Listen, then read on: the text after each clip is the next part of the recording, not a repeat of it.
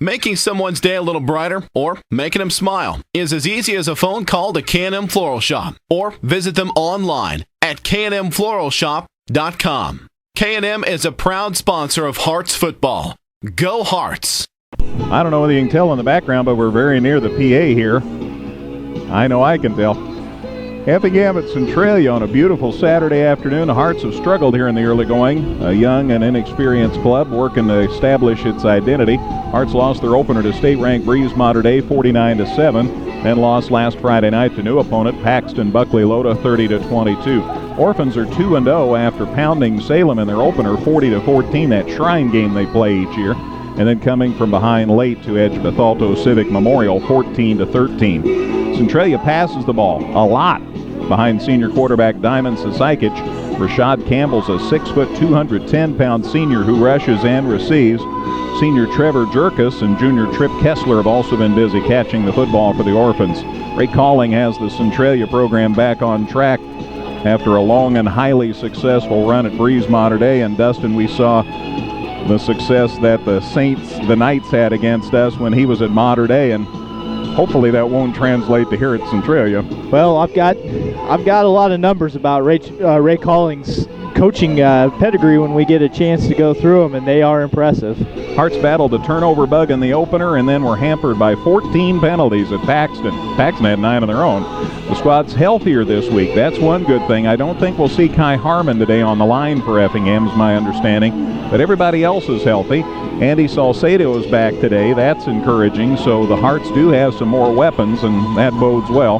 That'll give 21-year varsity coach Mike McDonald some more options. So that's the setup. Now tell me about the legendary Ray Calling. Well, as you mentioned, he was at Breeze Mater Dei for quite some time. 8 seasons there. He led them to 6 playoff appearances and a 64-25 record. And then he came over to Centralia. This is his 4th season with the Orphans. Now keep in mind that Centralia had 3 straight winless seasons before Coach Ray Calling took over, and they hadn't had a winning season since 1991. In 19 seasons between 1991 and the time he got here, they were 38-134, and a 5-5 season was their only playoff appearance. That was in 2001.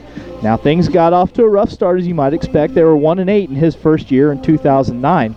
In 2010, he improved them a little bit, got them to 3-6, and then last year they just completely did a 180, 8-2 with a playoff appearance. So they were 8-1 in the regular season. They did bow out in the first round of the postseason, but hey, what a turnaround, and 2-0 so far this year. So a 1-8 record in his first year, and he's already 14-16 as the coach of the Orphans. It's pretty clear between his work at Mater Dei and his relatively short time here in Centralia that the guy knows what he's doing, and that's going to make things tough for the Hearts. You know, they're going up against a very formidable opponent for the 3rd straight week. Some of you might remember Evers Field. We used to play Centralia, played them about every year toward the end of the season, as I recall. And then there have been several years between bouts against the Orphans, but they're back now. And again, that's precipitated by the reduction of teams in the Apollo. We're down to a 16 conference, and so we needed to fill some slots, and Centralia was available. Yeah, and while it hasn't really been seriously discussed yet, anytime there's a defection from the Apollo or talk of a defection from the Apollo, Centralia is always a school that kind of comes up. They're in the South 7 conference now, which is not 7 anymore. I'm not 100% sure how many teams are left, but it's kind of a league it's on the rocks at times too. So, you know, it's a familiar opponent between all the other sports, because we see, you know, Effingham sees them in baseball and usually runs into them once or twice in a basketball season, depending on how far they make it in the postseason. And you know, it's a school with a lot of athletic history, and this football program, despite the struggles that they've had in most recent history, is a winner going all the way back. I mean, a lot more wins than losses all the way through, but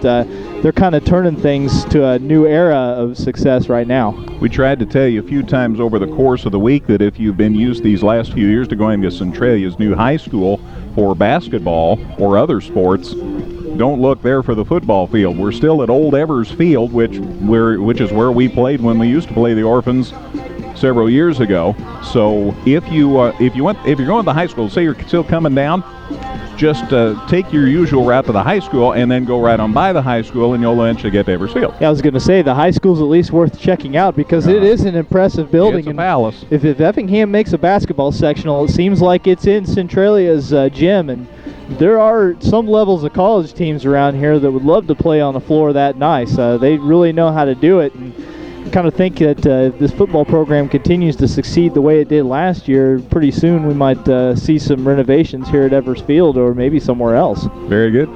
Let's take a break. We'll be back. There were some games played last night, so we'll look at some scores from last night and let you know who's playing today. And that's on your way here on the Josh Douthit Farmers Insurance pregame show in just a minute on 97.9 XFM. Thank you, Lord. We're ready to play. And if I could just get this in, Greg, real quick. I mean, line play is going to be so important today. The Hearts have not run the football effectively the first 2 weeks. I mean, you're talking barely over 100 yards rushing both weeks. If they run the ball well today, they got a chance to win. And let's face it, they need a win pretty badly this week. Hearts will receive. Drew Levitt will be back to receive. Saw his folks on the way down just for a minute today. Drew's about the 5-yard line. He's the deep back. Caden Vaughn in the middle of the diamond, or at the point of the diamond, as far as the 4 guys back. Also back there is Travis Durbin, and then across the field, I believe Logan Howell. So the Hearts have some speed in this backfield. Here's the kickoff. Good to have you with us here on 97.9 XFM, WXEF in Effingham. It's an onside kick, and Centralia recovered it. And Centralia is going to keep the football in Effingham territory. So Centralia tries with an onside kick, and they recover, and it's Orphans football in Effingham territory, and that's how this game starts.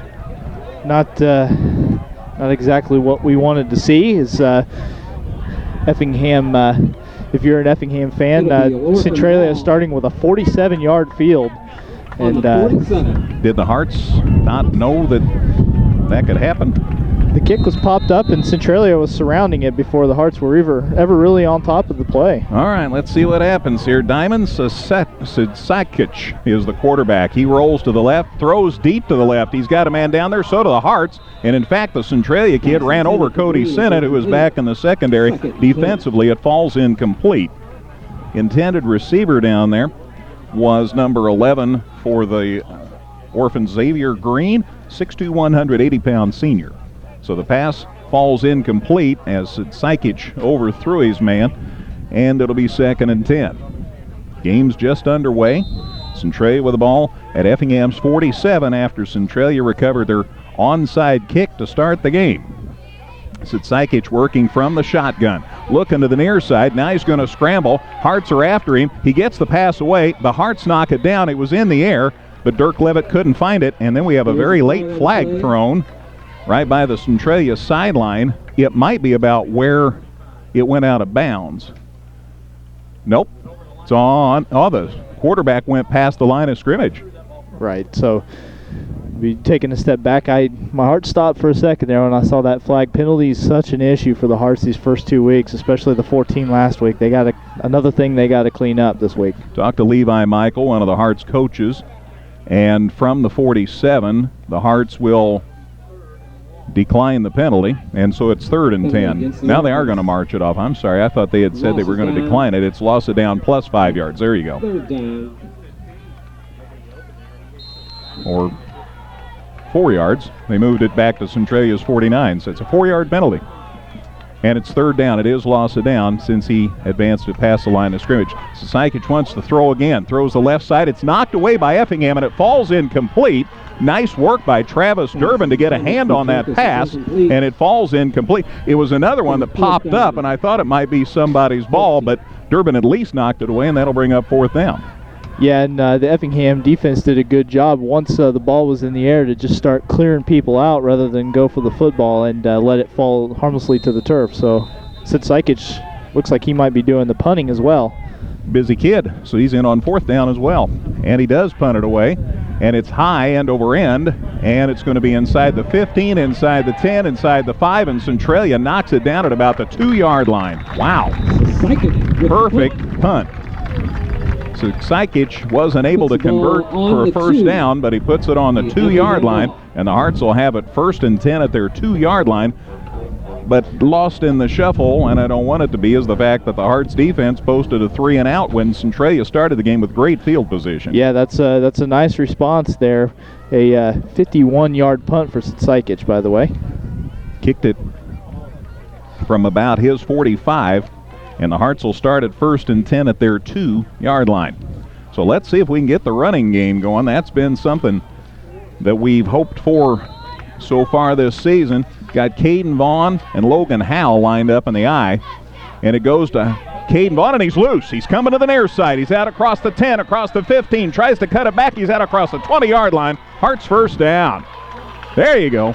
Got the senior loose, and he took care of the rest. Caden Vaughn took it from the 2 out across the 20 to the 22, a 20-yard gain and a Hearts first down.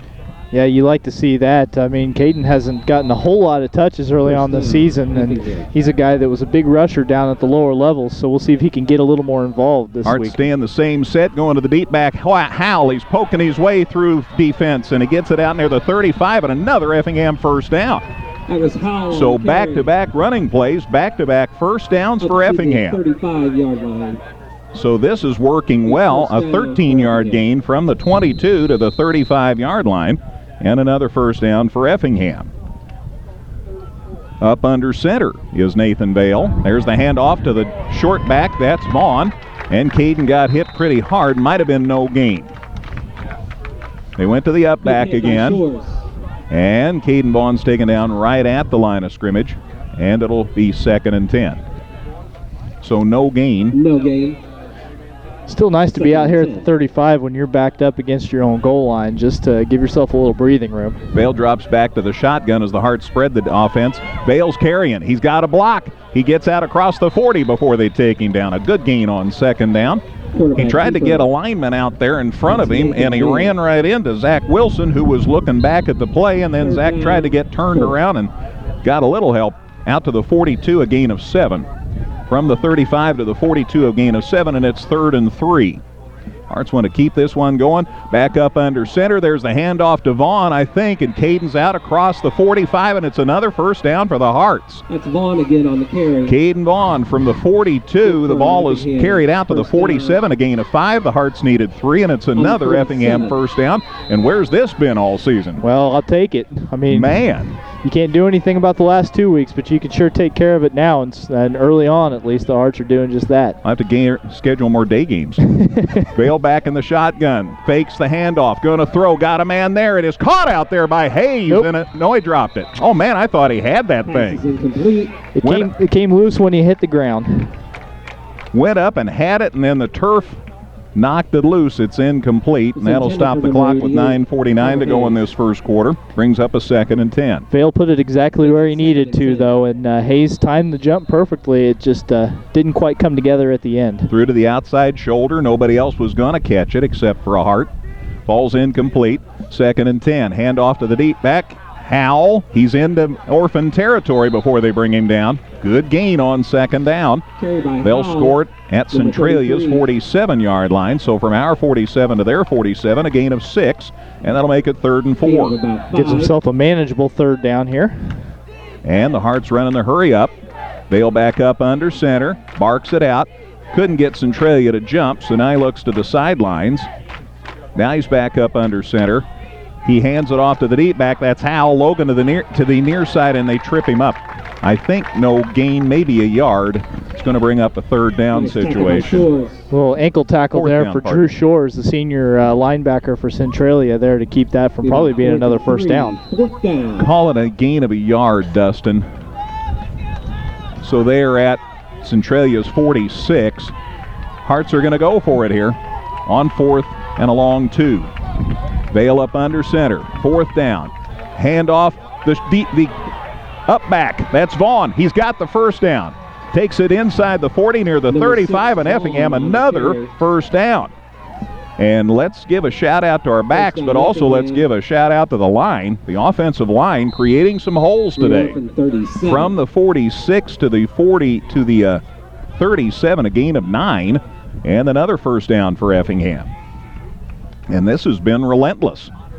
from the shotgun. Vale to the far side. Throws. It's behind Robinson. Boy, real close on the contact. The ball falls incomplete. It'll bring up a 2nd and 10. Clock stops with 8:27 to go in the first quarter. Be 2nd and 10. That was real close. It was, but a lot of people would just say that's good defense. Perfect timing there.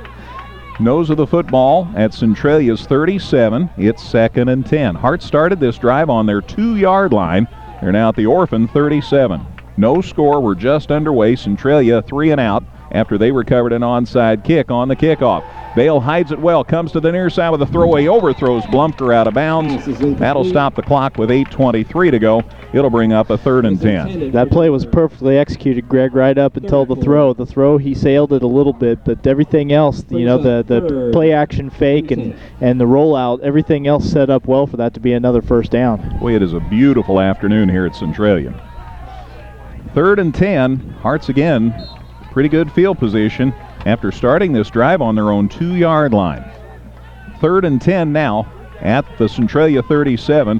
Vale up under center. Gives it on the sweep to Vaughn. Got a nice hole. Turn it up. Caden, he gets some and dives forward and gets near the 30. It's going to be shy of a first down, but they went for it earlier on this drive. I'm sure they will again. Yeah, and Caden, his second effort there, we'll see where they spot it. He got himself an extra 2 or 3 yards there at the end of the play as well. From the 37 to the 31, a gain of 6, and that'll bring up a 4th and 4. Looks like a short 4, and you know the Hearts are going for it. As I said, they went for it earlier on this drive on 4th down. Nathan Vale up under center here at Centralia's 31-yard line. Hearts' first possession of the day, and it's gone well so far. Vaughn in motion.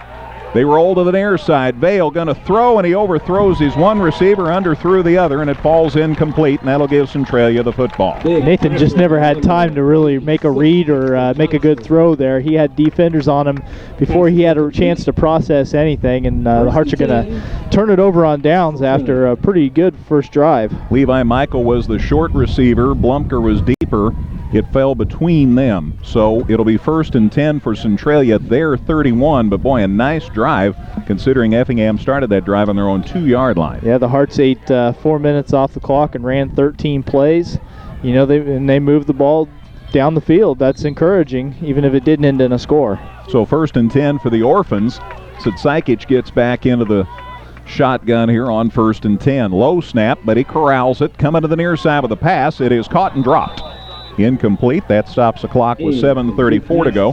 It'll bring up a 2nd and 10. Both teams 0 for 4 passing the ball. The difference is that Effingham was able to run the ball effectively. Of course, Centralia hasn't even tried yet, so it's you can't say they have or haven't. Yeah, did I mention that they throw a lot? Holy cow. 2nd and 10, still at their 31-yard line. It's a little curious since they apparently have a stud back. We'll see if they get him involved on this possession.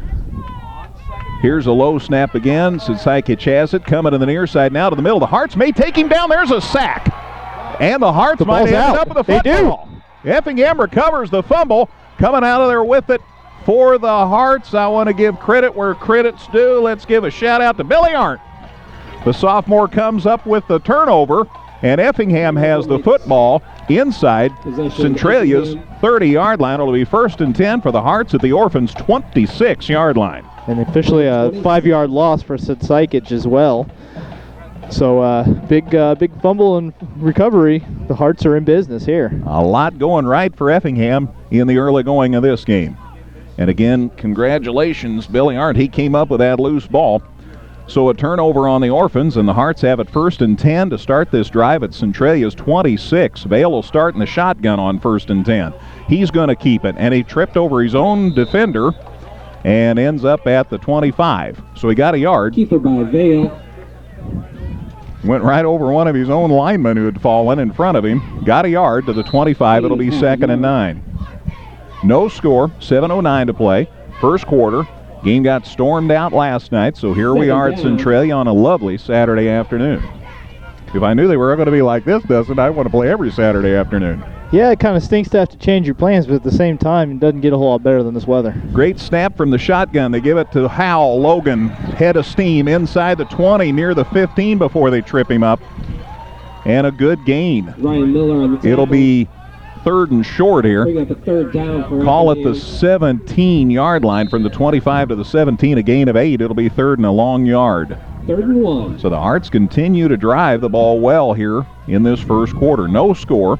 This is the Hearts' second possession. Got it back after a turnover, so each team's had a turnover. Vale up under center. There's the snap. He hands up to the up back. I think that's Hal, or it might be Levi Michael. Let me double check. Good for a Effingham It first gets down. inside the 15's the bottom line, and it is a first down, and it was Levi Michael who carried that time. So Levi Michael carried the ball, and he advances the football inside the 15, giving to Dustin, and that's enough for a first down. Nose of the football just inside Centralia's 15-yard line. Once in a while, they'll sneak Levi in there, too. He, in fact, is lined up at the deep back spot here. A new set of downs for the Hearts as they continue to roll here. Vale up under center. Vaughn in motion. Ball's loose. Who has it? It may be Centralia. Hearts quickly fell on it. They do recover it. Levi Michael got the football back. That was scary. Effingham got it back. Hearts get it back. It's a 1-yard loss back to the 16. And that'll bring up a 2nd and 11. So 2nd and 11 for the Hearts at Centralia's 16-yard line. They did recover the fumble. Had we talked about turnovers? But we got that one back. Vale back to the shotgun here on 2nd and 11. Gets the pass, looking to throw. Now he moves up, steps up, across the middle. It's caught inside the 5. A touchdown, Effingham. Is that Carter Hayes? Yep. Yes, it is. Carter Hayes makes the grab right across the middle. Touchdown, Effingham. 16-yard pass completion from Nathan Vale to Carter Hayes, who then leaps so high on the sidelines, I'm afraid he's going to fall and get hurt, but he's a happy lad. 6-0 Effingham. The score comes with 5:13 to go in the first quarter. And let's see what the Hearts decide here about the conversion. They line up in the unbalanced line. I'm a little excited too. Now they shift to the traditional set and they're going to kick here. Vale will hold Zach Miller in to try the extra point. So the Hearts get on the board first. Good snap placement. There's the kick. He kicks it clear west of Centralia. It's 7-0 Effingham. 5:13 to go in the first quarter. Back with the kickoff in a minute here on 97.9 XFM. Making someone's day a little brighter or making them smile is as easy as a phone call to K&M Floral Shop or visit them online at knmfloralshop.com. K&M is a proud sponsor of Hearts football. Go Hearts! It took 2 minutes, 16 seconds, a 5-play, 26-yard drive highlighted by the pass completion from Nathan Vale to Carter Hayes. Zach Miller's kick was good, and the Hearts have a 7-0 lead. It comes with 5:13 to play in the opening quarter. First lead of the season, I believe, for Effingham. I wasn't absolutely certain, but I think that's exactly right. Robinson leading Lawrenceville 14-0 at the half. Carterville in front of Salem 50-7 after 3 quarters. Here's the kickoff. Miller hits it to the near side. It's taken at about the 22-yard line. Return comes to the sidelines, and there's the takedown, and the ball may be loose again. Cody Sennett with the tackle for Effingham. Centralia does hang on to the football. But I like there were several people there on that tackle for Effingham. It is returned from about the 22 to the 35, about a 13-yard kickoff return. 1st and 10 for the Orphans at their 35-yard line. I'm not sure they know what hit them. Yeah, I think it would have been easy to see an 0-2 team coming in and kind of think you've got things under control, and maybe they've underestimated Effingham a little bit early on. So Sidkic back in the shotgun, another low snap. Here's the pitch to the middle, and that was snuffed out quickly as they pitched the ball forward, and it was gathered in there by Tripp Kessler, and he was immediately taken down by Dustin Levitt. Ball's at the 33, so a loss of 2, and that'll bring up a 2nd and 12. So Effingham playing well both sides of the football. So 2nd and 12, the ball's now at Centralia's 33. There's the snap. It's a good one. He's got nowhere to go. The Hearts are there, and down he goes again. Back to the 25-yard line, and a great bit of penetration there. And the sack credited to the Hearts number 56, Taylor Clare. So one of the senior linemen stepping up big with a sack there. And the ball's back to the 26-yard line. From the 33 to the 26, a loss of 7 on that sack. Funny how sometimes good offense will spur good defense. Well, it just does seem like the Hearts have a little bit of fire in their bellies, playing with some energy here early on. I hope they can keep it up. 3rd and 18. They're back to their 27-yard line. Sitsakic has stayed in the shotgun. Naked backfield. Looking to throw across the middle. It is gathered into Effingham territory. Heck of a catch. Cody Sennett tagged him out after a nice diving catch for Centralia by Trevor Jerkus. So Trevor Jerkus made the grab, and Sennett was there to tag him out as he had to leave his feet to make the catch, but it's complete. So from Centralia's 26 to Effingham's 47, 27-yard pass completion. So 1st and 10 for the Orphans. Sitsakic going to throw again. It's through the hands and into the hands of Dirk Levitt for Effingham. Interception for the Hearts. Effingham gets the ball right back. Dirk Levitt. It went through the hands of Trip Kessler and right into the hands of Dirk Levitt. And how nice to see him not quit on that ball when it was touched by the other kid. Yeah, we've seen some tip balls, and Effingham's secondary has been very active. Another turnover. So 1st and 10 for the Hearts at their own 39-yard line. The Hearts had a turnover a minute ago that they turned into a touchdown, and now they have the ball right back. Offense may get tired. From the 39. Nice problem. 1st and 10 for the Hearts at their 39-yard line after the interception by Dirk Levitt. Vale will start up under center on 1st down. Gives it to the up back. That's Caden Vaughn, and he gets it out across the 40. A decent gain on 1st down. Looks like Vaughn on the carry. To the 42, a gain of 3. That'll bring up a 2nd and 7. Makes it 2nd and 8. You like a big gain on 1st down. Bottom line is you want to get something. Yeah, you do. You don't want to put yourself in those 2nd and long, 3rd and long situations. Just chip away. Give yourself a chance on those late downs. So 2nd and 7. Ball's out to the Hearts 42. Vale back to the shotgun. Got Hal lined up alongside him. Logan gets the handoff, and Centralia sniffed it out. He got a little, not a lot. Maybe a couple of yards out to the 44-yard line. Yard or two for sure. It's going to leave you with a pretty tough 3rd down play here. So gain of 2 to the 44, and it'll be 3rd and 5. 7-0 Effingham. 2:43 to go. Opening quarter here at Centralia on a lovely Saturday afternoon. Vale back to the shotgun. There's the snap. Here's the hand. Nope, he doesn't hand off. He keeps it, and he has a 1st down into Centralia territory. Boy, the offensive line doing a wonderful job, and a good job by the backs of following their blocking today, particularly. Vale, a 6-yard gain to midfield, and another 1st down for the Hearts. How many 1st downs, Dustin? That is 7 1st downs for the Hearts already, 6 of those on the ground. Racking it up, and of course the Hearts love to run the football if they can. All right, Vale up under center. Gives it to the deep back. That's Hal, and he got back to the line of scrimmage. Centralia got in there in a hurry that time. And Logan did well to get back to the line of scrimmage because there were red jerseys all over the backfield there. My bad. Zach Miller carried. Pardon me, 32 rather than 33. Zach Miller, the ball carrier there. Got it back to midfield for no gain. So that'll bring up a 2nd and 10. Hearts lead at 7-0. We're in the 1st quarter here at Centralia.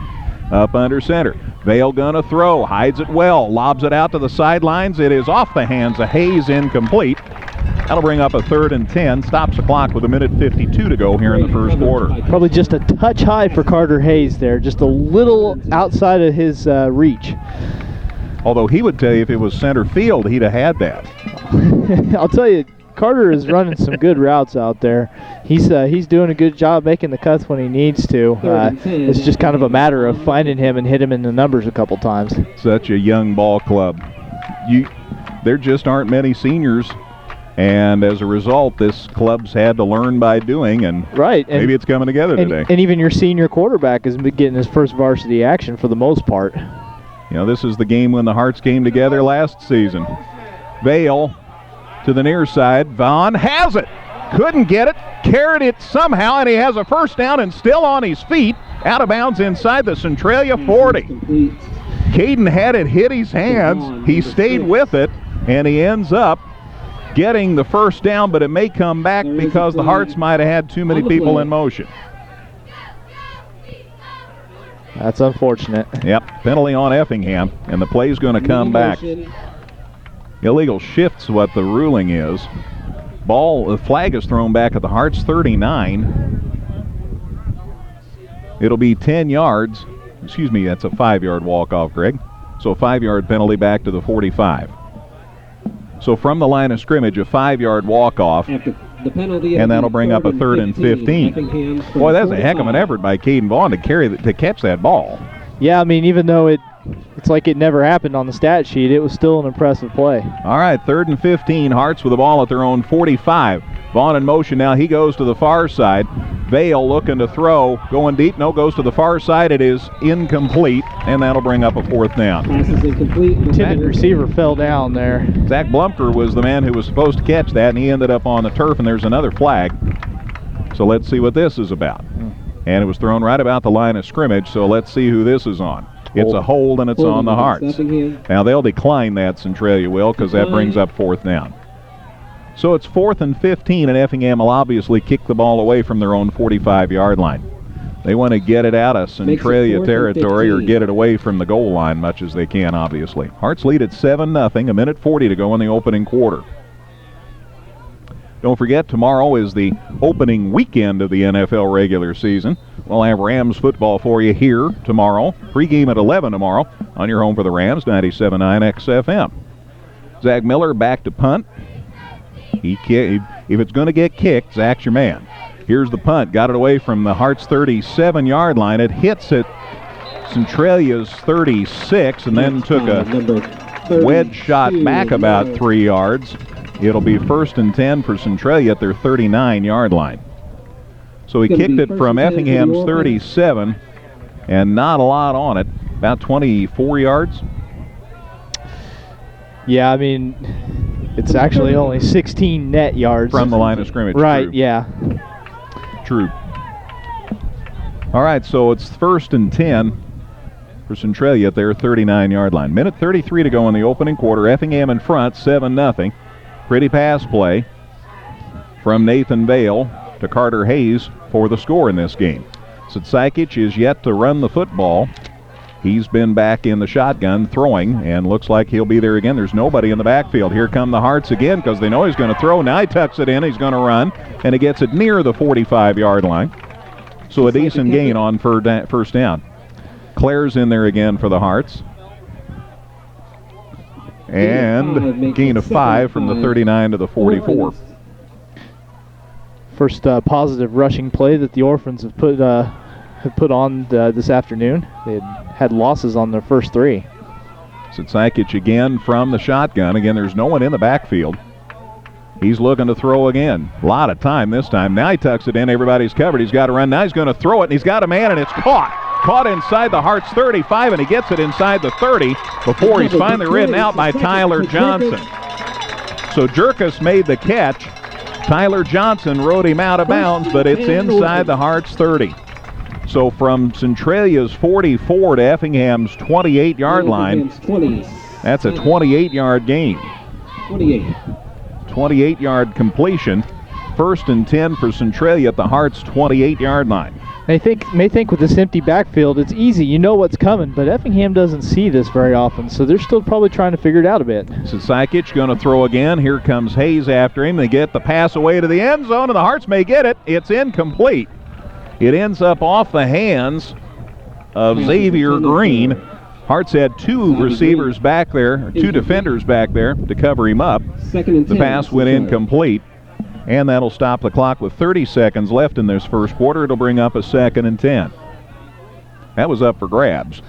Yeah, a lot of air underneath it and a lot of Effingham jerseys in the vicinity, but kind of fell out of bounds at the back of the end zone there.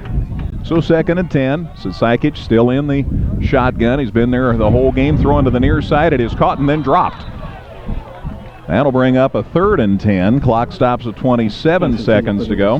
Pass was intended for number 7, who I don't have on my roster. That is Shandon Webster. He's a freshman. All right, he just got called up then. So Shandon Webster. Pass went right through his hands, and that'll bring up a 3rd and 10.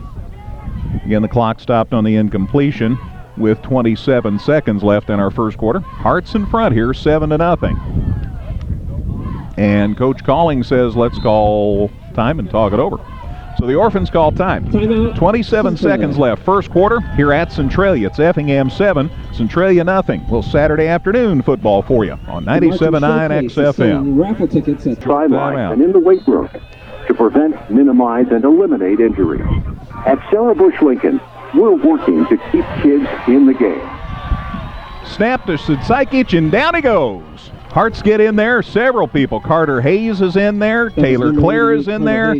Also Dustin Levitt. Boy, they penetrated well, so Centralia had called time and end up losing yardage as the Hearts have another sack back to the 34-yard line, a loss of 6, and that'll bring up a 4th and 16. Yeah, and Centralia is deep enough here as the first quarter ends. They'll probably be running a 4th down play when we come back. End of the first quarter. Hearts like it. After 1 here at Centralia. Effingham 7, Centralia nothing. Back in a minute on 97.9 XFM. When it comes to vehicles that get over 30 miles per gallon, we have a lineup the competition just can't touch. At Dan Heck Chevrolet Toyota, South Route 45 in Effingham. Shop 24/7 online at danheck.com. Go Hearts. Ready for the second quarter and a big 4th down play here. Centralia lines it up at Effingham's 34-yard line. It's 4th and 17 for the Orphans, and they're going to go for it, obviously, this deep in Effingham territory. Sidsikic looking across the middle. He lost it up, and it is intercepted by Cody Sennett, and he's going to run it back to the far side. Falls down but did not touch. Yes, they say he did go down inside the 15-yard line, but it's as good as a punt, Centralia, I guess, figures. They went for it on 4th down, and Cody Sennett with the interception for the Hearts. And it's 1st and 10 Effingham, and it will be at the 18-yard line. Couple pickoffs for the Effingham secondary, and they've broken up a few other plays, too, looking really good there. I like the fact that the Hearts are forcing Sidsikic to throw so quickly. If they aren't sacking him, they're hurrying him, and that's resulted in a couple of picks for the Hearts. And one led to a touchdown. So the Hearts get the ball back, 1st and 10 at their 18-yard line. So the line of scrimmage at Effingham's 18-yard line. Hearts lead it 7-0. Hearts going to run it, and it's Logan Howell, and he gets to about the 20. That was number 86, Dexter Johnson with the tackle. Hearts are just grinding it out here. 2 yards for Howell from the 18 to the 20, and it's 2nd and 8. Next week, the home opener and the conference opener. Effingham playing host next Friday night to the Charleston Trojans. Kickoff at 7 o'clock, and we'll have it for you here. Vale back to the shotgun on 2nd and 8. There's the handoff. No, it's a fake. He's going to keep. He's looking to throw. They're after him, and down he goes at about the 15-yard line. They couldn't keep him out forever. And Ryan Shipley with a sack for Centralia. A loss of 5, and that'll bring up a 3rd and 13. Because he gained 2, loss of 5. 3rd and 13. Effingham at their 15-yard line now. So things looking a little dire here on this drive. Vale going back to the shotgun. No one behind him in the backfield. They bring a man in motion. That snap goes over his head. Vale gets it back, but down he goes inside the 10-yard line. And that's going to bring up a 4th down and a whole bunch. It looked like it wasn't necessarily that bad a snap, but it went off Vale's hands. It was probably a little higher than he would have liked to, and that seemed to catch him off guard. But, yeah, it wasn't so high that he shouldn't have been able to handle it. Bottom line is that the Hearts are going to be punting from the goal line here. Zach Miller is backed way up. Loss of 6, Dustin, from the 15 back to the 9. So Miller's just about the goal line to get this punt away here. So needing a good snap here. And it is. Miller gets it at the goal line. Kicks it our way, and it is one of those that just didn't have any oomph on it. Centralia coaching staff says get away from it, and it's going to be 1st and 10 for Centralia inside the Hearts 20-yard line. Boy, the kick came to the near side, and your heart kind of stopped. It's going to be 1st down for Centralia at the Hearts 16-yard line. Wow. Yeah, Zach just kind of shanked that one and went way up in the air and off the side of his foot. So With 9:53 here in the second quarter, just a 16-yard field for the Orphans. Yikes. First and 10 for the Well, the Orphans. Hearts have shut them down so far. Now they really have a chore. This defense really being called upon here. Yeah, this will be, if they can hold them down here, it'll be a big point in the game for sure. Sakic has a man lined up behind him in the backfield this time. He hands it off, and the Hearts are waiting. No, he does get loose. He's heading to the goal line. There's a flag, and it's a touchdown, but it may get called back. There is a flag, and now there's another flag. Well, they're already showing holding, so holding is the indication, so this one's going to come back. Which is a good thing because the Hearts bid on that play big time. The fake up the middle. He Just was like the broadcaster. he was running free around the right edge, but apparently a faulty block there to spring him for the score is going to cost Centralia 6 points for the time being. Holding against the Orphans. And maybe that's why he got loose, because of the hold. Well, he was loose for a gain regardless. I mean, the fake worked, but yeah, I think maybe that hold you could call it the difference between a score and maybe a shorter field. Okay, so a 10-yard walk-off. The ball was at the 9. They mark it here at the 14-yard line. Low snaps that Sakic throws out here in the flats. It's caught, and there's a gain to about the 10-yard line. Ball was caught there by Matisse Scott. Matisse Scott caught that pass, and from the 14, he advances the football to the 10, a gain of 4 on that pass completion. So that'll bring up a 2nd and 6. Guess that's right. All right, 2nd and 6 at the 10.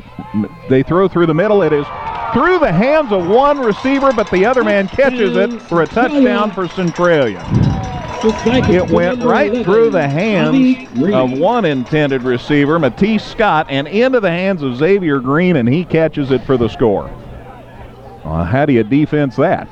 That's just good fortune for Centralia. I mean, the problem is that the play like that really hurts whenever you had such a short field to start with. So it's 7-6. They're going to go for 2. The throw, the pass is complete, and the man is stopped. The conversion is unsuccessful, and so the Hearts are still in front.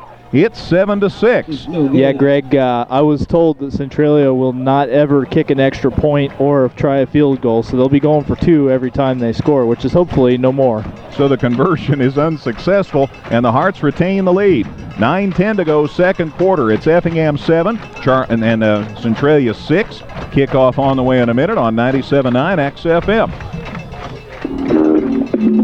Are you looking for a bank that listens to your lending needs? This is Angela Brown from the First National Bank of Diedrich, and I invite you to stop by one of our 5 locations to talk with our knowledgeable lending staff. We are hometown community bankers who want to see our community thrive. Let us help you with your next loan. The First National Bank of Diedrich, celebrating the past, shaping the future. Member FDIC, Equal Housing Lender.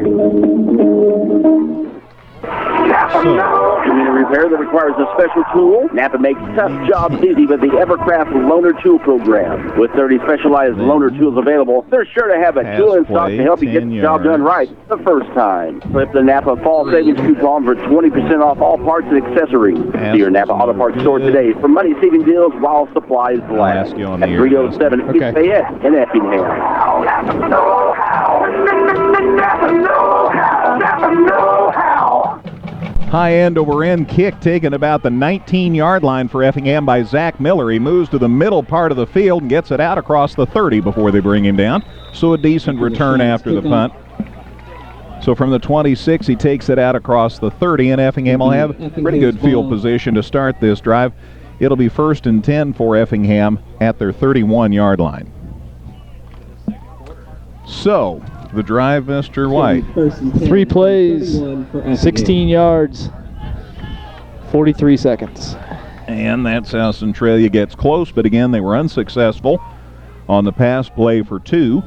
And Effingham retains the lead at 7-6 Hearts, and they have it 1st and 10 at their 31-yard line. 9:01 to go in the second quarter. Hearts looking to take it up the middle. That's Vale. He kept, and he might have got a yard or 2. Hearts showing them a lot of running backs. Quarterback keeper. Vaughn's carried. Vale's carried. Miller's carried. Michael carried once. Howell's carried. so it's little uncertainty about who to key on. And Vale moves it up to the 34, gain of 3. It'll be 2nd and 7. From the 31 to the 34 is a gain of 3, and it'll be 2nd and 7. Hearts lead it 7-6. Vale from the shotgun here on 2nd down. Man in motion, that's Miller. He comes to the near side. Turn it up, Zach. Get him a block. He can't get away, but he gets it out to the 40, and that's closer to a first down. I think he's going to fall a couple yards short, but definitely a manageable 3rd down play. Effingham, after a couple of big ones early on, has not broken the big plays so much, but still running the ball effectively. Gain of 6 for Miller. That'll bring up a 3rd and a long 1. 3rd and a long 1 for the Hearts. Looks like Vale's going to be up under center here on 3rd and very short. Taking his time. Gets Howell in motion. Goes to the up back. That's Caden Vaughn. He's got a big gain going into Centralia territory. A first down for the Hearts. They sent Howell in motion to the far side. Gave it to the up back. That's that play Nate McDonald used to run for such success for the Hearts these last few years. This time Caden Vaughn takes it from Centralia's 40. Effingham takes it from their 40 to the Centralia 47, a gain of 13 yards, and the Hearts get a new set of downs. We haven't seen that ball to the up back a lot this season until today. It worked well. Man in motion is Miller. They go to Vaughn again. Caden gets loose. He's still on his feet. There's a flag, but he's still on his horse, and he gets it inside Centralia's 25-yard line. Now let's see what the flag's about. It's number 6 again. Heck of a run by Caden Vaughn. Let's see whether it's going to stand. They're going to mark it at the 24 so far, but it's a hold on the Hearts, and the play will come back. Boy, that's what hurt us so much last week. So many holding calls. And they're talking it over, but it is going to stand as Jordan Tunn was out there trying to plead Effingham's case, but it's going to come back. Well, that was a nice run by Caden Vaughn. Great second effort after he got loose in the open field. He's had a couple of pretty good plays called back by the penalties, unfortunately. The football will be spotted at the 47, so from Centralia's 47 back to Effingham's 42-yard line, a 10-yard walk-off. And it'll be 1st and 20, it should be. 1st and 15. They must have given, there were 5 yards gained on the play from the spot of the foul. Apparently so. So give on 5 and then a 10-yard walk-off. And now it's Logan Howland. He goes to the far side. He's got a big head of steam up. He's inside Centralia's 40 near the 35 before they take him down. And that is just enough, I think, for a Hearts first down. They are indeed moving the chains again. 8 rushing first downs for the Hearts in the first half. A lot of different weapons being deployed by the Hearts here in this first half. It's to Centralia's 36, so a 22-yard gallop there, and it's 1st and 10 for the Hearts at Centralia's 36-yard line. At 126 yards, the Hearts have already gained as much on the ground here in the first half as they did all last week, as we have flags before this play even starts. So Hearts lined up in the neutral zone, I think. Penalty against Effingham. I think somebody lined up in the neutral zone. Be a 5-yard walk-off. Bring the ball back out across the 40 to the 41-yard line. 1st and 15 for Effingham. So that makes it 1st and 15. So penalties haven't been as big a factor so far today, but still an annoyance at times. They have been costly. That one not so much, but coming back some bad times. Vale up under center. 1st and 15 for the Hearts at Centralia's 41. Miller in motion. The ball is loose. Vale falls on it and actually got a yard out of it. I don't recommend that as part of our offense. No, that's just extremely fortunate right there. There's no other way to put it. Boy, it was just naked out there on the field, and Nathan Vale was able to grab it and fall on it. So a gain of a yard to the 40, and that'll make it 2nd and 14. That was scary. Vale going to move up under center here on 2nd and 14. Man in motion. That's Miller this time. They give it to the up back. That's Vaughn again. Caden drives and dives and gets a little. Closer to the 35. Shores has had a good game defensively for Centralia. He was in on that stop again. To the 37. Gain of 3 for Vaughn. Ball's at the Centralia 37-yard line. 65 yards on 10 carries for Caden Vaughn today, the leading rusher for the Hearts this far. Hearts lead at 7-6 with 5:28 to go in the second quarter. Hearts scored first, then Centralia scored. Hearts converted, Centralia did not, and that's the difference in this one right now. Vale up under center on 3rd and 11. Looking to throw, coming to the near side, lost it up. He's got Drew Levitt there, and he caught it! Inside the 15-yard line. First down Effingham at the 12. What a nice, boy, just threw it up, and it was just kind of hanging there, and everybody's looking, and then Drew Levitt dove and caught it. Yeah, the difference was that Levitt knew where the ball was supposed to be, and the defender, never turned his head around to see that pass just kind of floating his direction. From the 37 to the 12, a 25-yard pass completion. And the Hearts have a 1st and 10 at the Orphan, 12-yard line. Vale up under center on 1st and 10. They've got the up back, Caden Vaughn in motion, and he gets it inside the 10 for a short gain. Still diving and driving, and we'll see where they spot this one. It was enthusiastic there in the middle of the field. They're going to call it the 10, I think. Yeah, to the 10. Gain of 2. Makes it 2nd and 8. Well, what a nice catch by Drew Levitt. Absolutely. Just a lot of concentration goes into that. So, 2nd and 8. Hearts with the ball at Centralia's 10. Hearts in front, 7-6 here in the second quarter. Vale up under center, going to keep it. Gets to the 5, and that's where they'll take him down. But Hearts keep on moving toward the goal line. That's the bottom line. Giving credit to the 5.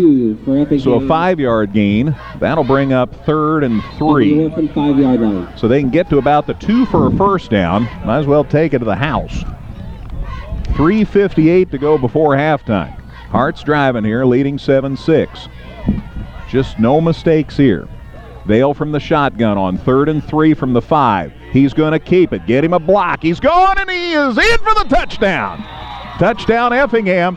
Nathan Vale from 5 yards out. Left side of the line, some nice blocks. 15, Nathan Vale led to the touchdown. And Effingham extends their lead. It's 13-6. The score comes with 3:43 to go in the second quarter. So the Hearts back up by 7. My guess is they'll kick. Zach Miller's already out there. Let's see how this one sets up. No, we may go for 2 here. They set up in the 2-point. Now they're going to drop back, and they are going to kick. I figured they would. Had me going there for a minute. So Vale to hold, Miller to kick.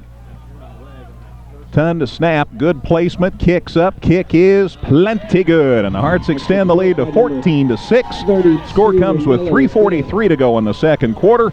Back with a kickoff in a minute here on 97.9 XFM. 27 off the clock.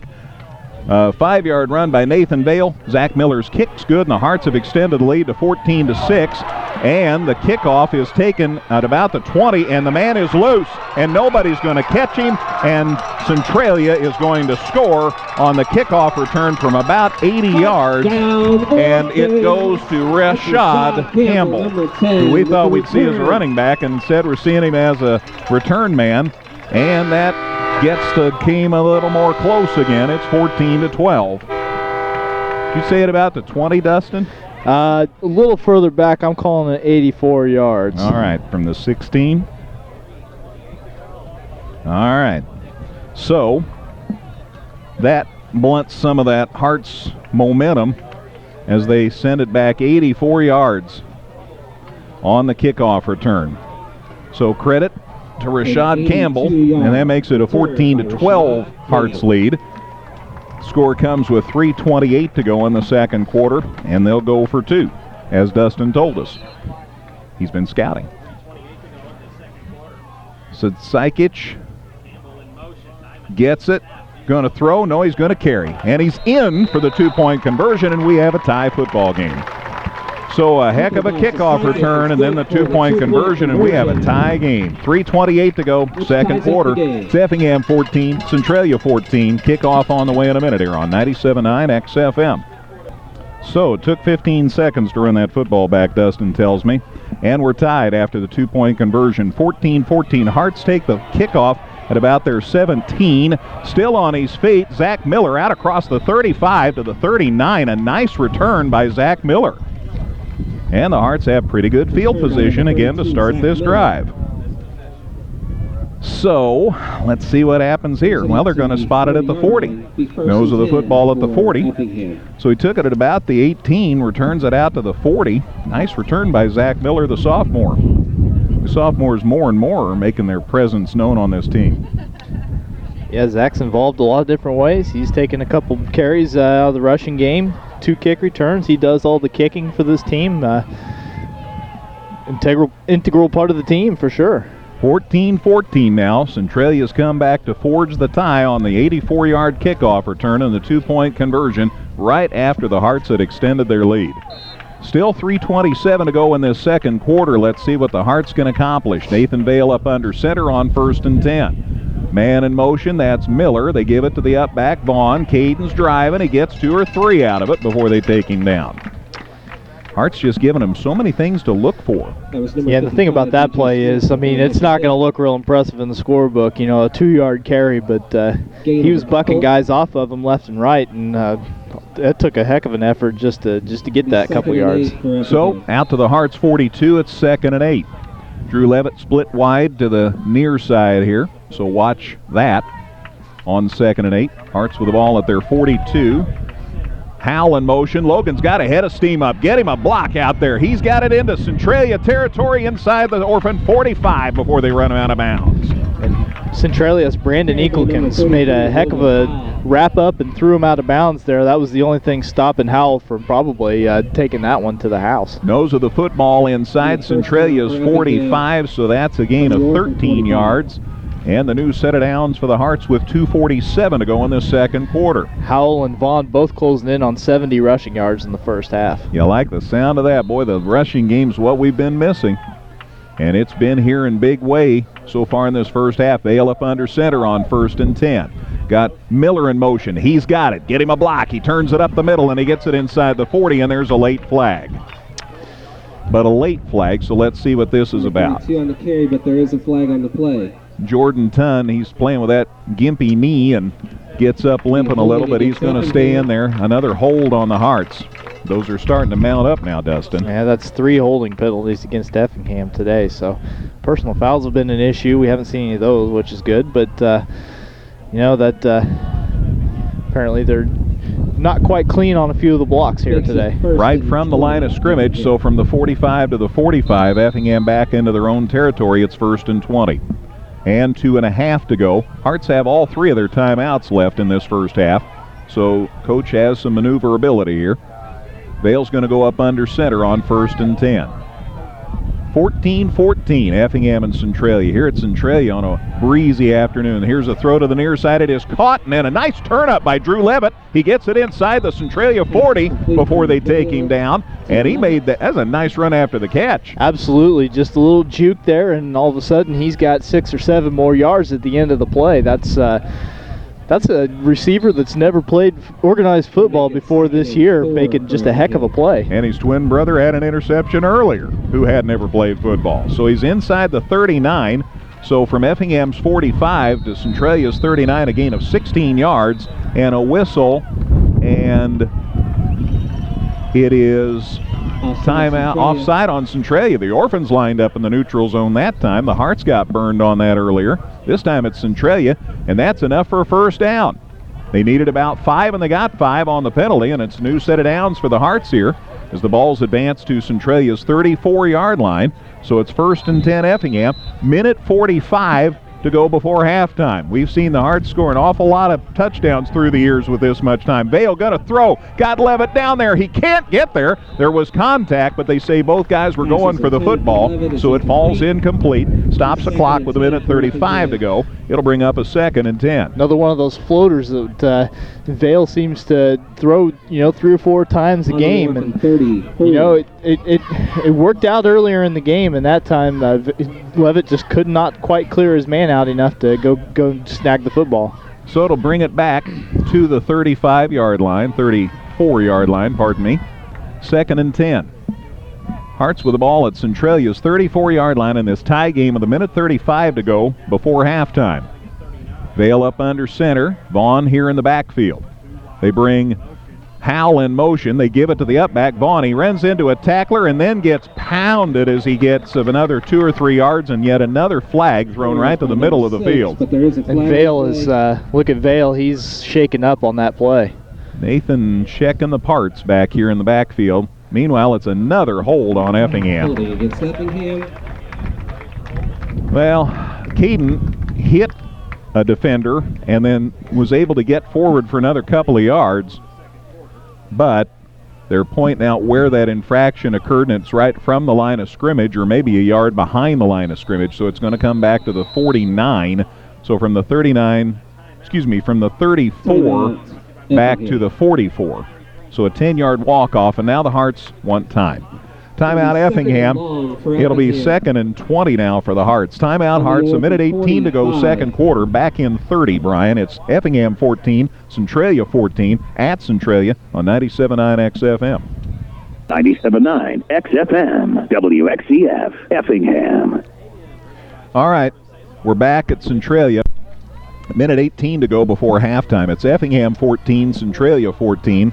Hearts have been burned by a couple of holding calls here late, and it's 2nd and 20 actually. 20 and a half if you want to get precise. I don't have my micrometer out. Ball's just inside Centralia's 45-yard line's name of the game, and we have to get it to the 24 for a first down. Vale to the shotgun here on 2nd and 21. Vaughn in motion to the far side. Here's the snap. Has some time. Looking. Now he's scrambling. Here comes Centralia. He gets away. Coming back to the near side. Nathan's going to just run it, and he gets it to the 40-yard line. So he made something out of not too much, and Nathan a little slow getting up this time. Yeah, slow again. He's favoring one of the legs. We saw John Jones do this for 2 or 3 years for the Hearts.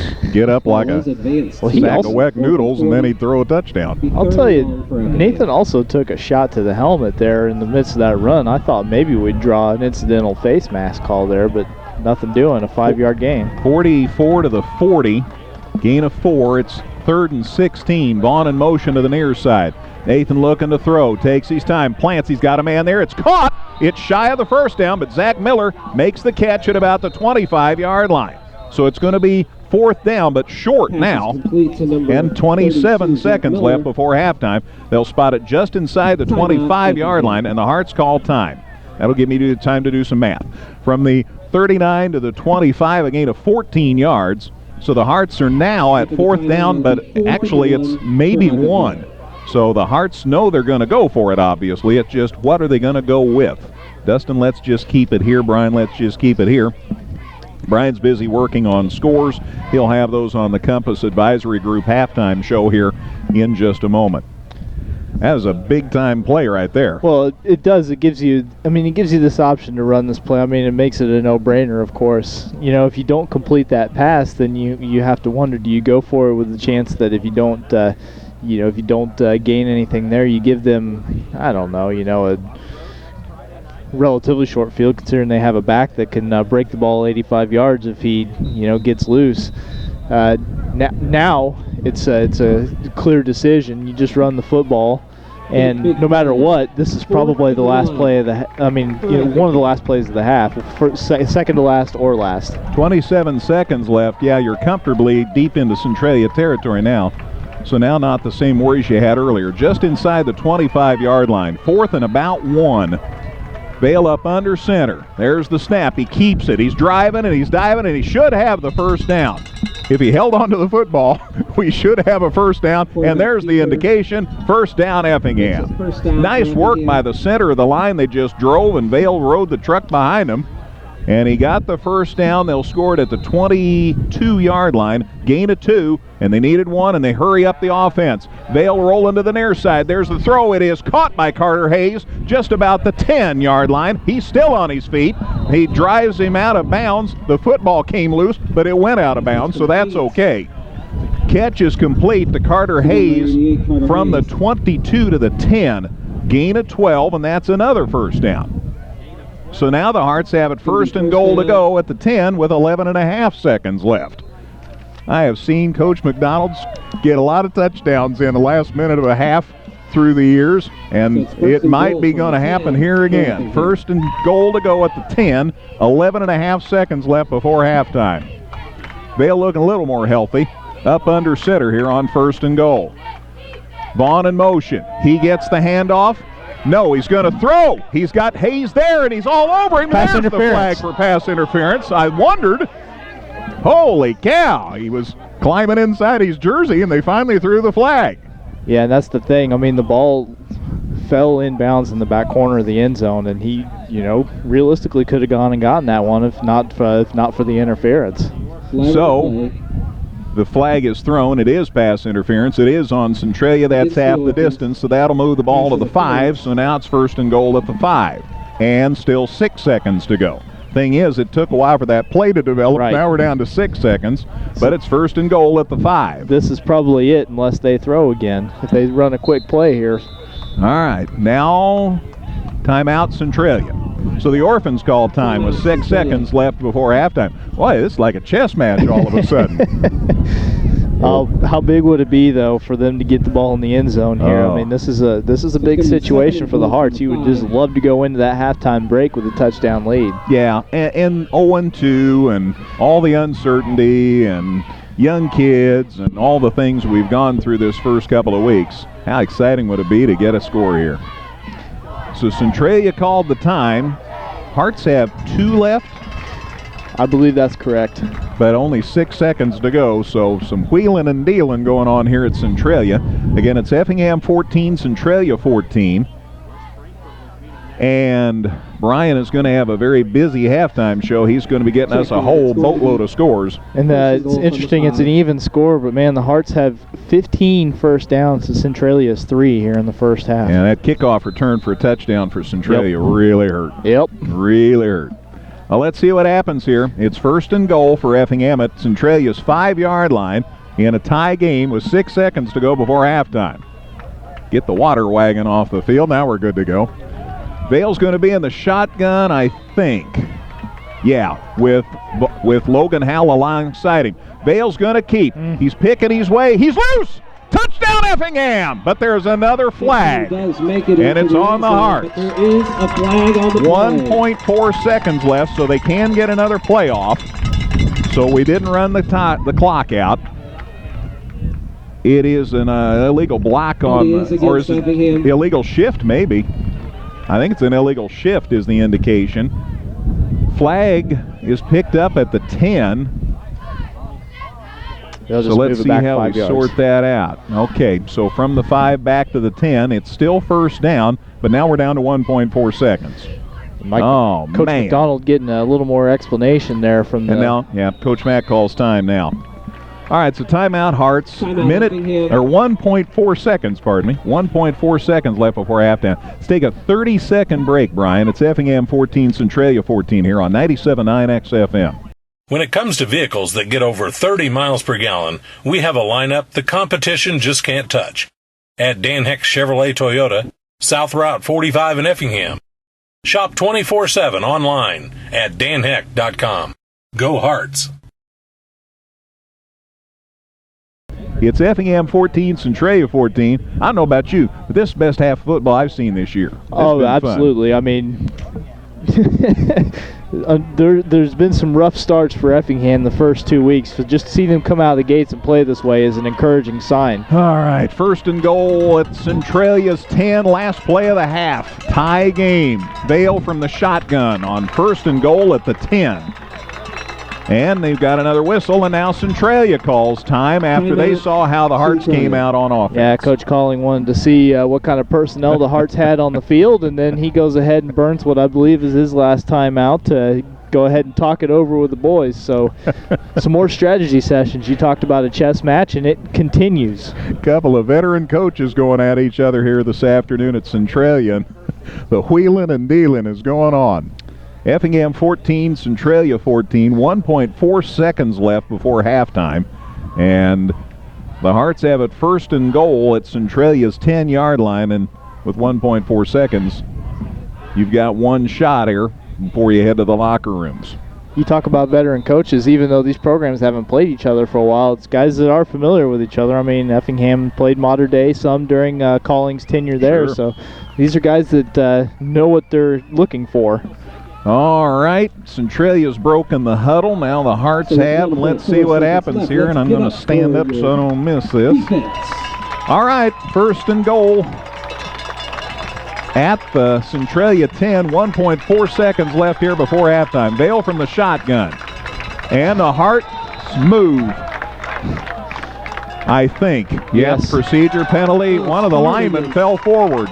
You know, the thing about that play, Greg, was that Vale was going with a hard count to try to draw the defense offsides, and I think might have drawn the offense off. All right, it's still first down. It's still 1.4 seconds, and now the ball's back to the 15.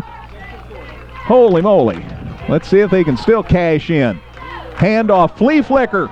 Vaughn driving. 10, 5. Touchdown Effingham! Ran the double reverse. Caden Vaughn scores, and the Hearts have the lead at halftime. How about that? He is a happy lad.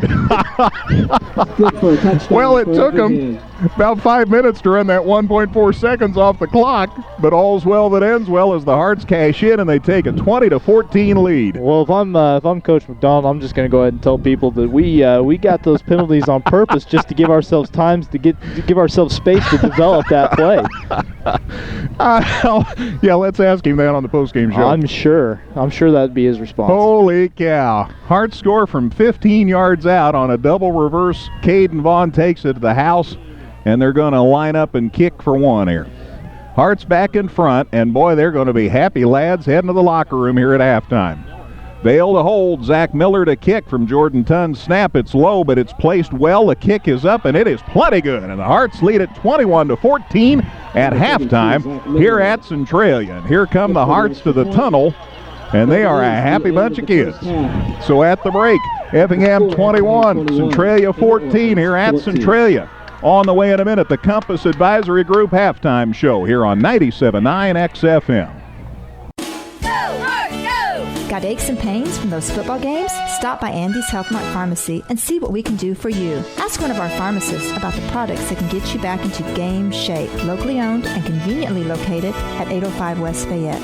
Andy's Health Mart Pharmacy, caring for you and about you. Go Hearts, go! Go Hearts, go! Go Hearts, go! Halftime here at Centralia. After a stormed-out game last night, the Hearts have bounced back and on a bit of a storm themselves here, leading at halftime 21-14. Let's give you the scores again from last night. Chatham Glenwood edged Charleston 42-41 in a dandy that came down to the last second.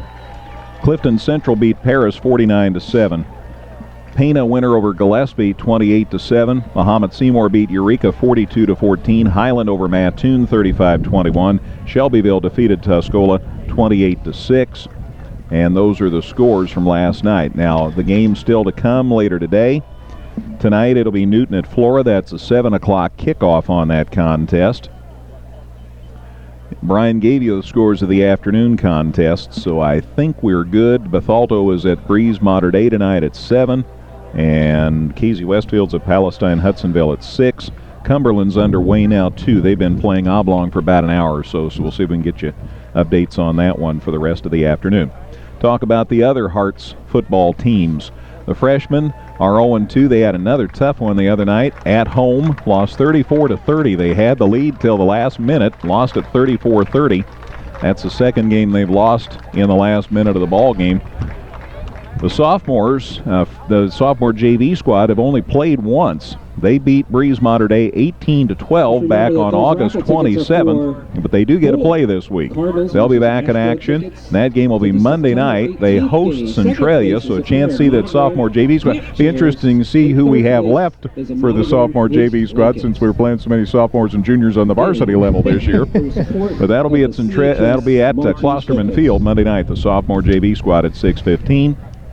Freshmen will be back in action next on the 13th, and that will be at Charleston, a 6:15 start. So that gets you up to date about how the lower levels are doing football-wise. The Crossroads Classic Volleyball Tournament is in full swing in Effingham. They started the finals at 9 this morning. Effingham split their 2 games yesterday, and Cumberland and Stewardson-Strasburg lost both their games yesterday. We'll mention, too, a couple of changes from Dave Woltman, the activity director for Unit 40. First of all, the Effingham boys junior high baseball game Monday against Casey is going to start at 4 instead of 4:15. And there's a change for Effingham High School volleyball Monday. That's against Teutopolis. We're going to play a freshman game at 5, JV at 6:15, the varsity at about 7:15. So if you're planning on attending, word of the wise about that. Rams season starts tomorrow. Pre-game at 11, kickoff at noon. They're in Detroit to play those Lions. We'll have that on your home for the Rams, 97.9 XFM. Thanks to the football moms, they and Pizza Man, thanks to the Addises, they fed the team this week. They fed them at EHS, but they got lots of good pizza down, I understand. And it must have been the pizza making the difference because they're playing pretty well here at halftime. We'll also get you up to date. I had one more thing to tell you, if I can dig it out of my treasure trove of items here. While you're looking, Greg, I've got one last score for you. Well, I don't know if it's a final, but Mount Zion was down 37-0 at halftime against Jerseyville, 43-6 with 3:25 to go. So it sure does look like Effingham is the Apollo Conference's last chance at a victory this week. There you go. Cumberland plays tonight, according to what we hear. I thought I had it 2:30 on the IHSA website, but they're saying 7:30 on the start, so they must have changed that.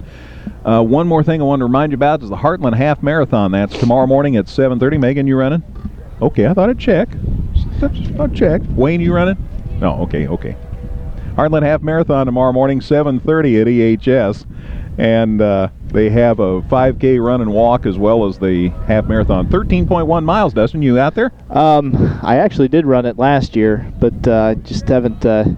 This whole having a kid is kind of thrown off the training a little bit. I'm still trying to figure out when I can get that time, and I just don't have a lot of opportunities to go out for a 2-hour run anymore. So we're blaming Mackenzie, are we? Well, right. She's the scapegoat. I'm throwing her right under the bus.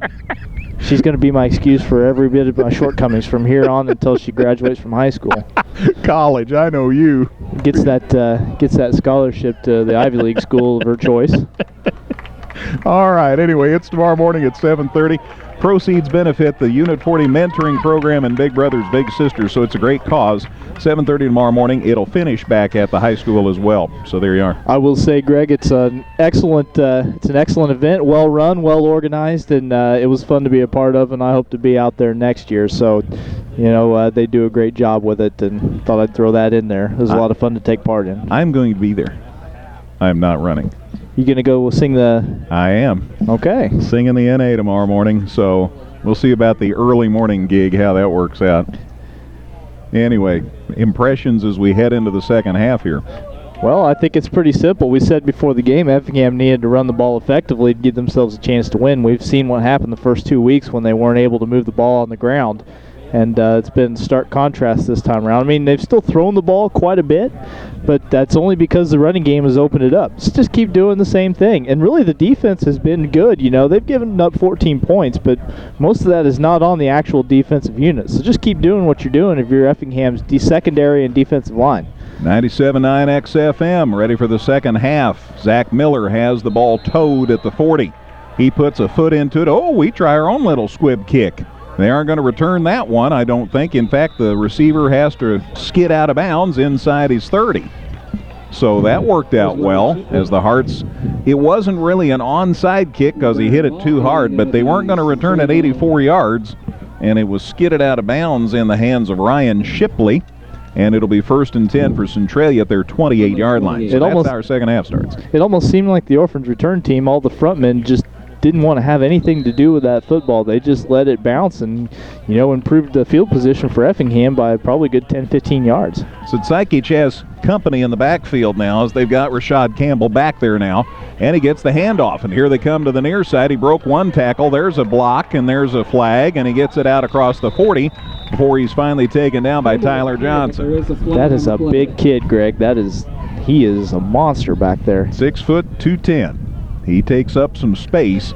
It all looks like muscle, and now it's hold on Centralia. So now the Orphans, now they're saying, yeah, we run the ball and we could call for a hold. Well, but I'll tell you, He looks like a tough guy to bring down. I don't understand why he didn't see any touches. I'm sure there's a very good reason. Ray Calling knows exactly what he's doing, but maybe they're keeping him fresh for this second half. So they gave him 5 and then 10 yards on the hold, so that'll take it back to the 23.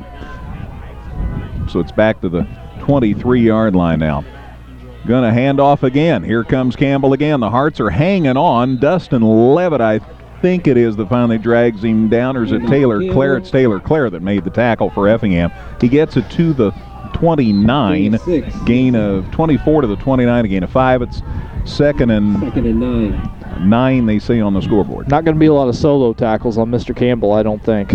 From the shotgun, they've got Campbell lined up right behind Sitsakic now. They'd have him alongside him. He's going to throw to the flats. It's caught out there by Centralia.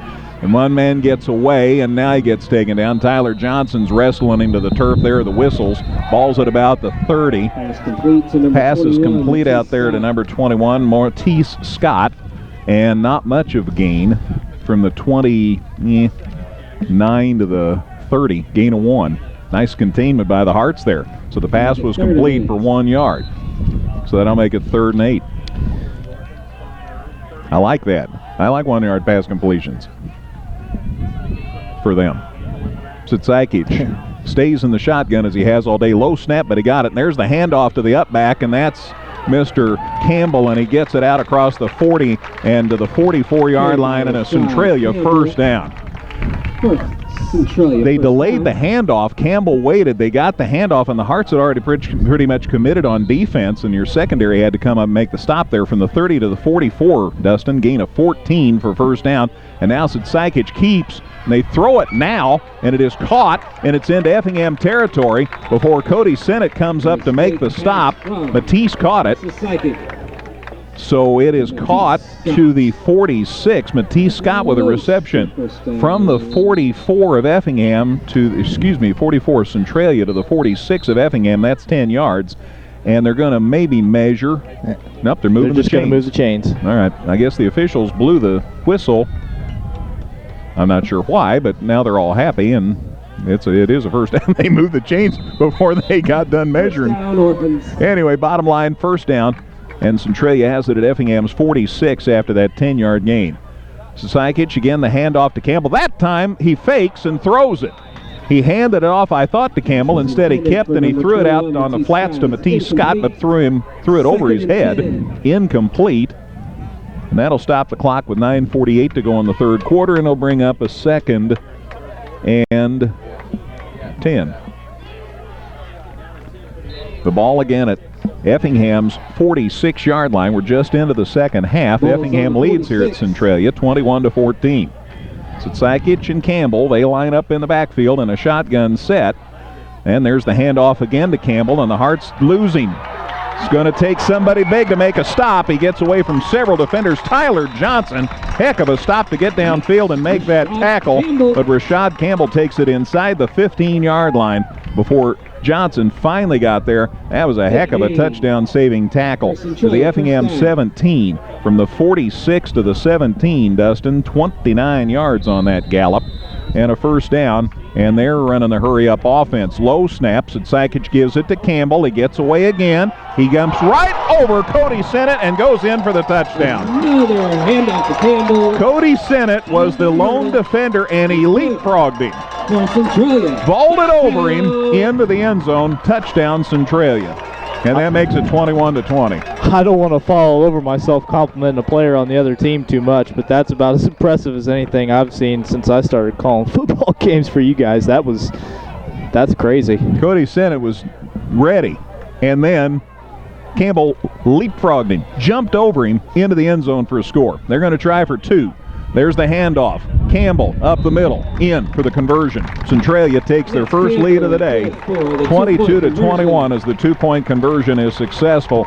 And Rashad Campbell, working half the game, has really come in and made a difference here to start this second half.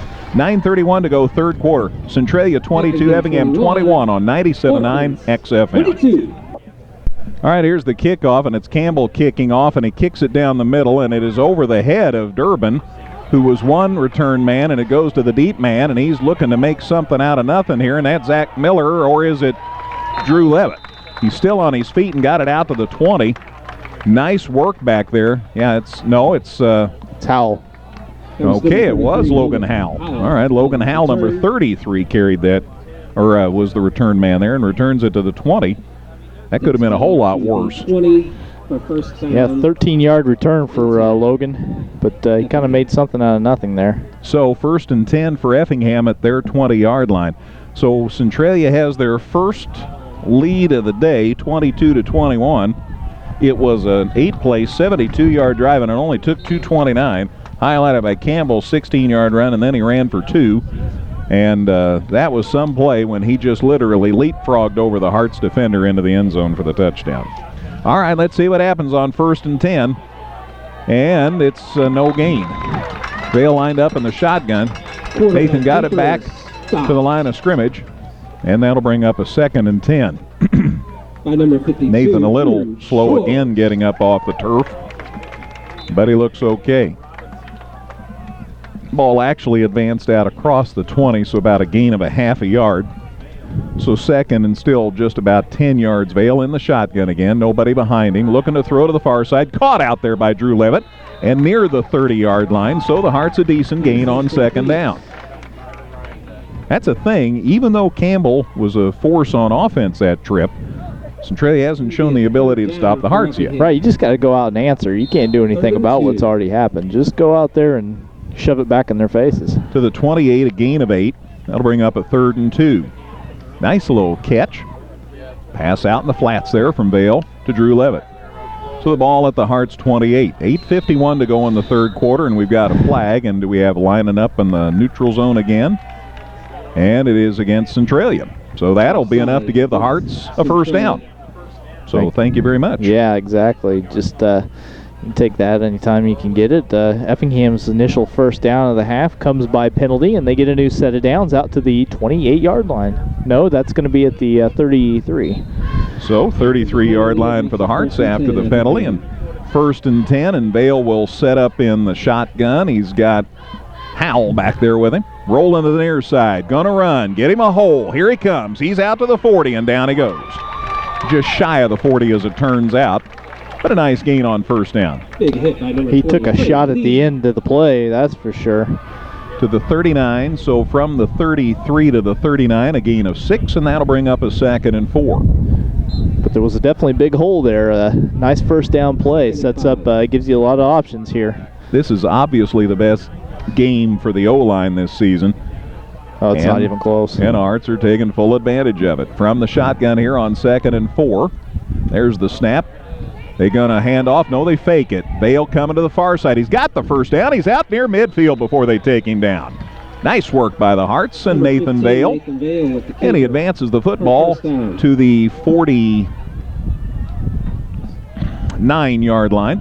So from the 39 to the 49, a gain of 10 and another 1st down for the Hearts. So that's the thing. The Hearts continue to move the football today.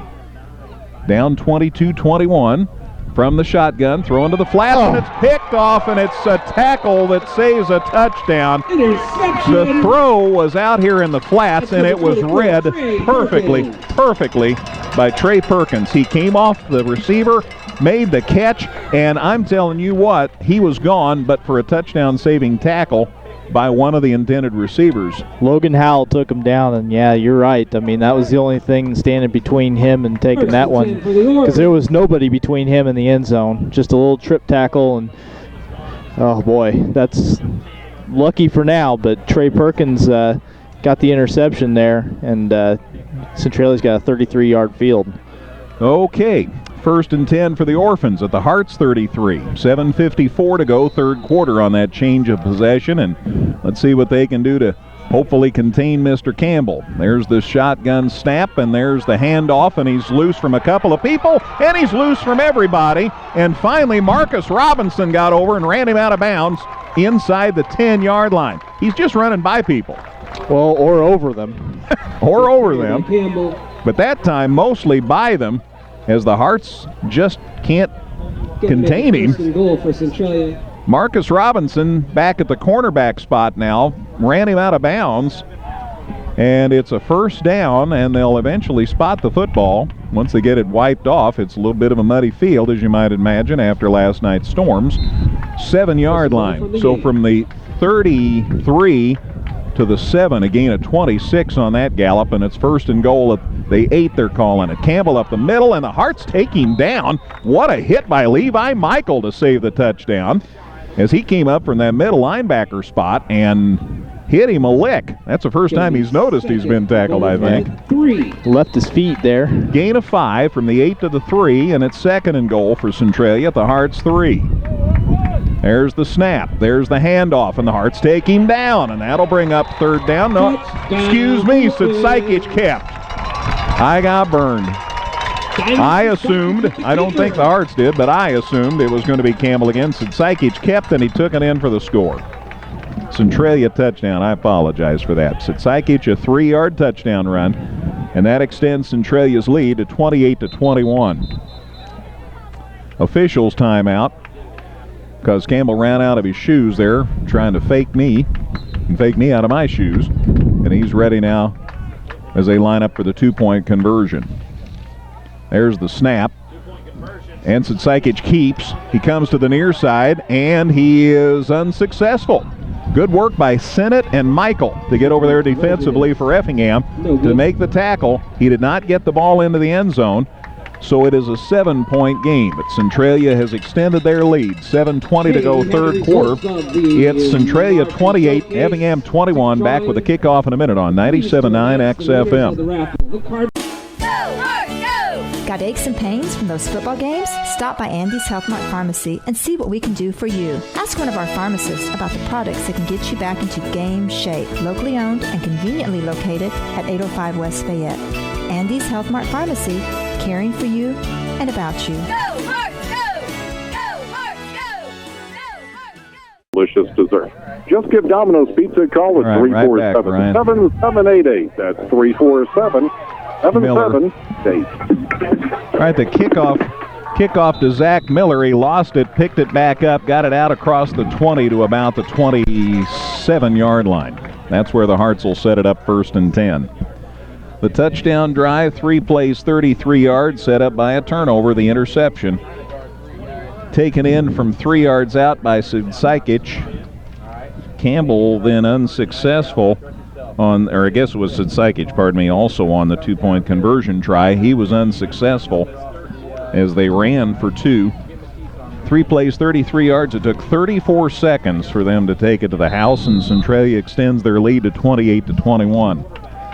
7:11 to go in the third quarter here. Pretty important possession for Effingham here. You need to answer and get back tied in this ball game. Again, they were moving the ball so well that last possession, and then the turnover. Vale keeps in a good gain out near the 35-yard line. By number 15. So from the 27 to the 34, gain of 7. Brought down by that'll bring up a second and 3. Robinson. So 28-21 Centralia. Again, the Hearts have shown the ability to move the football. Turnover, couple of turnovers, but one really big, that last score. From the shotgun again, here's the handoff. Logan Howell, nice job of finding holes, gets it out across the 40, and the Hearts have a first down. Number 33, Logan Howell. Howell seeing the football, seeing the field well. Out to the 42-yard line. Gain of 8 and a first down for the Hearts. So again, good crisp blocking up front. Howell's hitting the holes. Yeah, Howell's first carry of the second half. He had 67 yards on 8 carries in the first half, so needs to pick up where he left off. Vale stays in the shotgun. He's going to carry, get him a block. He gets away from one person and gets it out across the 45-yard line.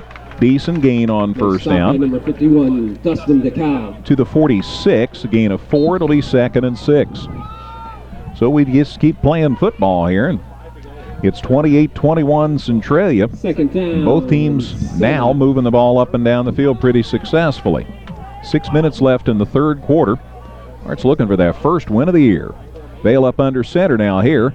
Hand off to the up back. There's Caden Vaughn. He got loose from a scrum and just driving those legs, and they just string it out. And it might not be in a game, maybe a yard. Boy, he's such a strong kid. You ever been around Caden, you know he's not enough to take on 2 or 3 people, but they got the angle on him. Gain of 1 to the 47, and it'll be 3rd and 6. So 3rd and 6 for the Hearts at their 47. Vale goes back to the shotgun here on 3rd and 6. Good snap, handoff, Howell back to Vaughn, trying the double reverse again. Caden trying to get to the outside. He gets the first down and still on his feet. Takes it out inside the 40-yard line of Centralia.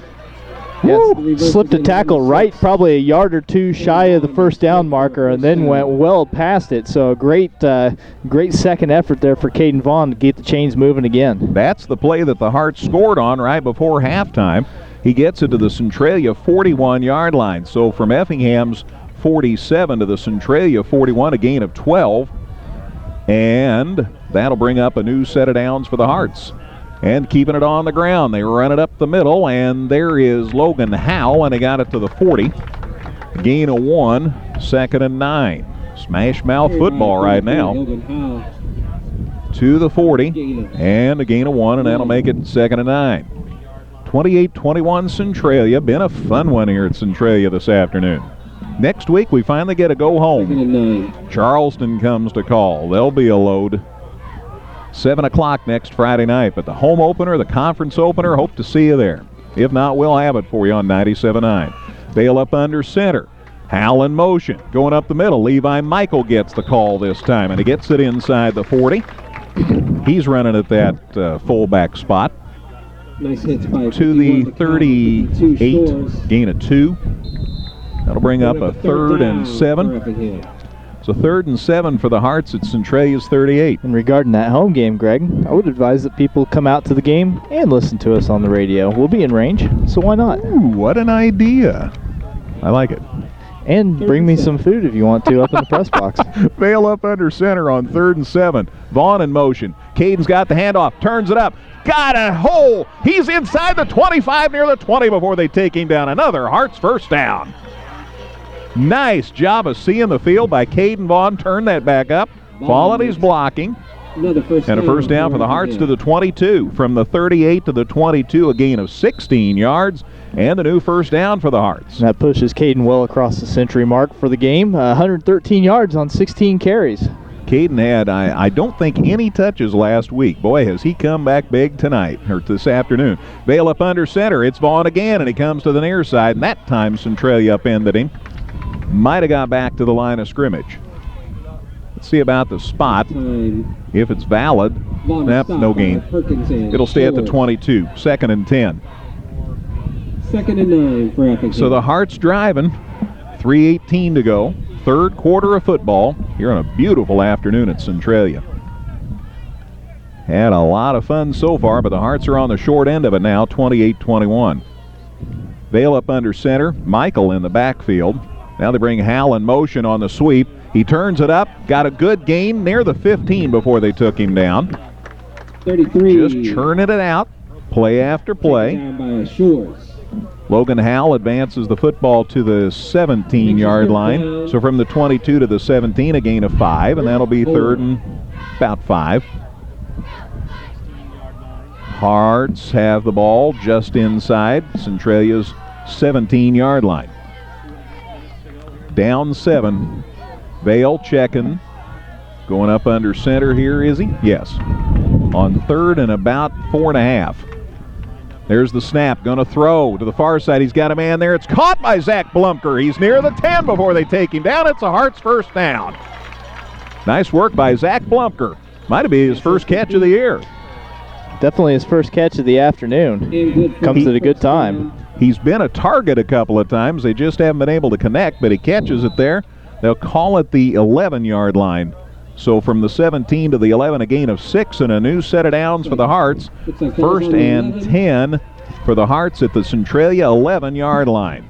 Vale's going up under center on 1st and 10. Deep back, Howell's got it. He's inside the 10. Now they drive him back. Might have got a yard. Good penetration by Centralia's defense that time.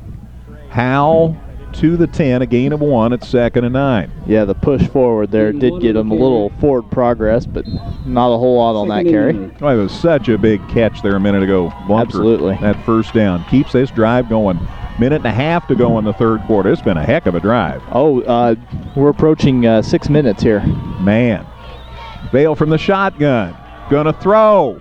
Got a man. No, he's gonna run. They come up from behind, take him down for no gain. Might have lost a yard. Back to the 11. I think the decision to tuck it away and run may have come just a second too late. If he takes off just a little quicker, the defense can't converge on before he's got a little gain there, but he gave them time to close in.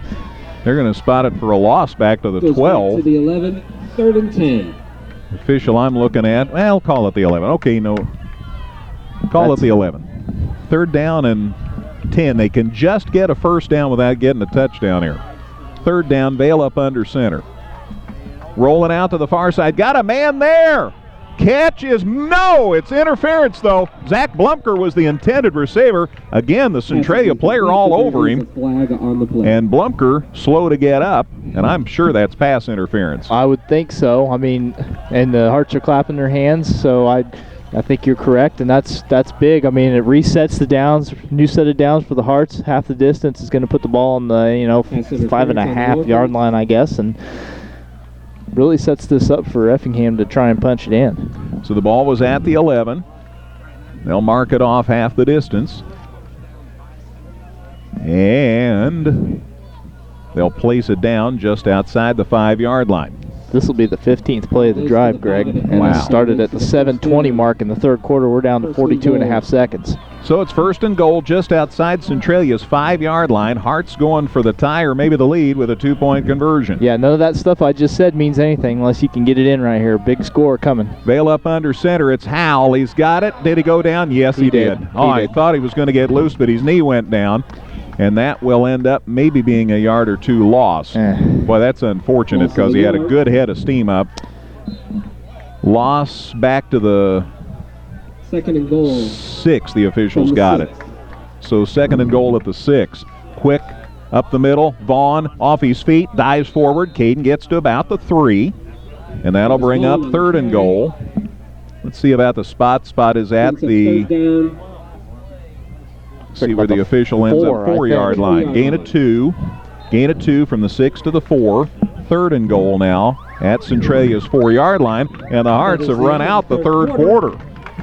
So a break in the action, and we'll see whether the Hearts can punch it in to start the fourth quarter. After 3 here at Centralia, it's Centralia 28, Effingham 21. Little Saturday afternoon football on 97.9 XFM. Northside Ford in Effingham is proud to be a sponsor of high school sports. Stop by and see all the new and exciting 2013 Fords in stock now at Northside Ford, or visit them online at effinghamford.com. The Hearts have staged a mammoth drive here, and they are trying to punch it in. It's 3rd and goal for Effingham at Centralia's 4 yard line. They've moved the ball 69 yards out of the 73 yards that were left on the field after the kick return. 16 plays, 7 minutes and 20 seconds. But like we talked about in the break, none of that means anything unless they can get the ball in the end zone right here. 2 shots to punch it in. That's the bottom line. Jordan Tunn lines up over center. Zach Wilson at a guard spot. So's Evan Boggs. We're ready. Vale from the shotgun. He's going to keep it. He drives, and he's moving forward, and he gets to the 1. And it's going to be 4th and goal at the 1. Wow. Nathan Vale took it forward. A nice gain. But he couldn't get it in, and it's goal to go. 4th and goal at the 1. When he managed to stay on his feet that long, I thought he was going to get in there, but... Nothing fancy here, I don't think. I think they'll just try and smash it in. He's lining up in the shotgun, though. I'd like to see Vaughn touch it here. All right, 4th and goal at the 1. Vale's going to keep it. He's driving and he's driving and he's driving. Touchdown, Effingham! Nathan Vale takes it in from the 1, and it's a 28-27 game. Now the conversion. Nathan Vale makes it a 28-27 game. 1 yard touchdown run. Hearts are back within 1. And it comes with 11:22 to go in what's just been a sensational football game. So excited I thought it was basketball. All right, let's see about the 2-point conversion or whether we're going to kick for the tie. We're going to go for 2. No tee on the field. Nope, there is the tee. They are going to kick. So it's this early. We're kicking for the tie so far. Let's see. Vail to hold, though. You always got to remember your quarterback's out there. There's the placement. Kicks up. The kick is good, and we're tied. So the Hearts, victimized by a turnover, have come right back to tie this game 28-28. Drive you can't get any bigger of a score than that one right there. But now the big job is for your defense. I mean, Centralia has shown that they've got a guy on the other side of the football that can carry it and is tough to bring down. You got to find a way to slow him up, give yourself a possession and a chance to take the lead back. Miller's kick is good to tie the game, and I want you to have time to talk about that drive. Give me the numbers on that. How about 18 plays, 73 yards, 7 minutes and 58 seconds? That is a big boy drive right there, Greg. That is colossal. 7:58. What a drive. 18 plays, 73 yards. And the Hearts have tied it again, 28-28. Had the lead, lost the lead, now they've tied it up again. My, this has been a lot of fun. You can see this team for yourselves next Friday night. Home opener, conference opener. Charleston at Effingham. Kickoff at 7. We'll have it for you on 97.9 XFM and 97.9XFM.com. It'll be nice to have that home field advantage finally, not just for the Hearts, but for us. Yeah, working on that frequent flyer miles. Miller to kick off, low and up the middle. It is taken and then fallen on at Centralia's 38-yard line. They had their good hands people up front. It's fallen on by Trey Perkins. So Centralia, they'll call it the 37, Dustin. Centralia ball. 1st and 10 for Centralia at their 37-yard line. That's where they'll set up to start this drive. Tie ball game with 11:21 left. Think we'll have anything to talk to Coach about on the postgame show? I hope it's good things. That's all I can say. Well, there will be a lot of good things. I'm hoping it's a win. Post-game show brought your way by Dan Heck Chevrolet Toyota. Coming up after the game, we'll have all the scores, all the stats. We'll talk with Coach Mack and generally get you up to date here. Right now, see what Centralia does this time. Nothing fancy. Sisaikic and Campbell are back there. Sisaikic going to throw across the middle. It's caught. He's got one man to beat. Marcus Robinson slows him down, and then the rest of the secondary takes him down, but it's a first down to Effingham's 25-yard line. 24 is where they're going to score that. So 24-yard line for a first down. So the football was fallen on at the 38 after the kickoff. So from the 38, the ball is advanced to Effingham's 24, 22, and 26, 48 yards. Wow. That's huge. Here's the handoff, and they fake it. Sisaikic up the middle, and he gets it to the 10-yard line. With the keeper. Sisaikic gets it. The quarterback kept, and a big-time stop down there. And credit where credit's due. Matt Woltman, who's in his first year of football, makes the stop at the 10 for the Hearts. But another first down. To the 10-yard line. Now it's goal to go at the 10-yard line. This time they're running Campbell from the side. They give it to him. No, Sisaikic keeps it, and he advances it to about the 6. Another keeper for Sisaikic. So now they're giving me a few more looks. And the Hearts a few more looks as a result of the 6. From the 10 to the 6, a gain of 4. So it'll be 2nd and goal at the 6-yard line. Tie game, 10.5 to go. Centralia with its 2nd and goal at the Hearts 6. Sisaikic from the shotgun. Here comes Campbell to the middle. Sisaikic keeps it up the gut. Touchdown, Centralia. That easily. That quickly. Sisaikic on the keeper. 6-yard touchdown run. Comes with 10:21 to go. And Centralia just like that back in front, 34-28. Wow. Well, that was kind of back at you. After the Hearts took a long time to score, Centralia tra-la-las down the field. Now they'll try for 2. Sisaikic throws to the middle. Caught. They get the 2-point conversion. It is complete. Trevor Jerkus.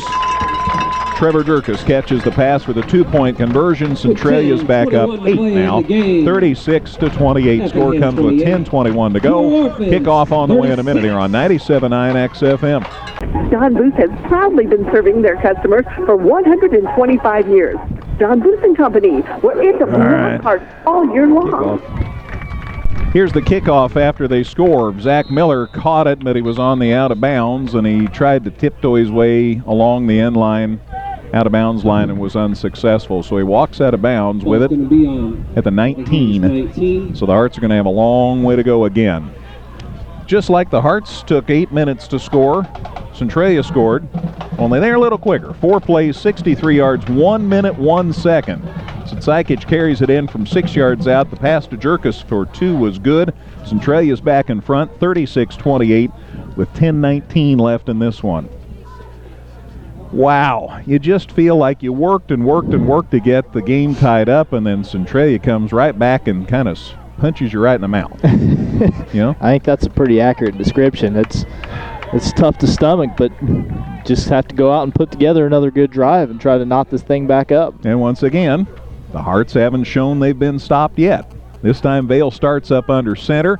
They give it to Howell, coming to the near side, out across the 25, 30, still on his feet to the 40. He's to the 45, he's to midfield. He's going to maybe go. Now they finally knock him down inside the Centralia 40-yard line. Heck of a run by Logan Howell, first down Effingham. They'll score it at the 37-yard line. Big play. So from the 19 of Effingham to the 37 of Centralia, 13 and 31 would be 44-yard run by Logan Howell. And it's 1st and 10 for the Hearts at Centralia's 37-yard line. And just like that, we have a new leading rusher for the Hearts. 128 yards on 15 carries now for Logan. 36-28 Centralia, but the Hearts are rolling. Vale up under center. Hand off finally to the deep back, Vaughn, and Caden gets some. He's still on his feet. He's loose to the 20, to the 10, to the 5. Touchdown Effingham! Caden Vaughn, I am telling you what a run. I thought he was dead at the line of scrimmage. He didn't think so. 37-yard touchdown run. Hearts are back within 2. 36-34. Score comes with 9:42 left in this one. And let's see if the Hearts kick or whether they'll go for 2 in the tie. 36-34. It has been a wild one here at Centralia. What a run. 37-yard touchdown run by Caden Vaughn. You would presume the Hearts will go for the tie here. Vale holds for kicks, but they're going to go for 2 here. And they line up with Vaughn behind him. Going for the tie here. Miller in motion. Zach's got it. He's going to the end zone. He turns it up. Yes, he's in. Tie game again. Zach Miller for 2. We're tied at 36. 9:42 left in this one. Back with a kickoff in a minute and a wild one here on 97.9 XFM. Northside Ford in Effingham is proud to be a sponsor of high school sports. Stop by and see all the new and exciting 2013 Fords in stock now at Northside Ford, or visit them online at effinghamford.com. I'll be darned, just 2 plays on that drive. 81 yards. That was a Centralia-like drive. 2 plays, 81 yards, 39 seconds, and the Hearts have tied it, and the ball gets loose on the kickoff, but Centralia does recover it finally out across their 30-yard line after they almost had a big error there, but Jerkus fell on it. And it's 1st and 10 for the Orphans at their 33-yard line. Phew, what? I'm tired. Yeah, catch your breath here. You got a chance. 9:38 to go. Effingham and Centralia tied at 36. It's going to take you a while to do the stats on this. Take me a while to do the scoring. It's really going to take me a while because I just about lost one of my sheets right there. Not a good thing. All right, 1st and 10 for Centralia at their 33-yard line. Still 9:38 to go. Hearts need a stop.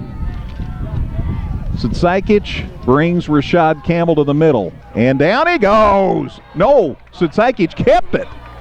They fooled me again. I swear he had the football. What a great fake. Sitsakic carries it up the middle. Well, you know, Campbell's such a big kid, it's hard to tell whether he's got the football or not because it would just disappear in him.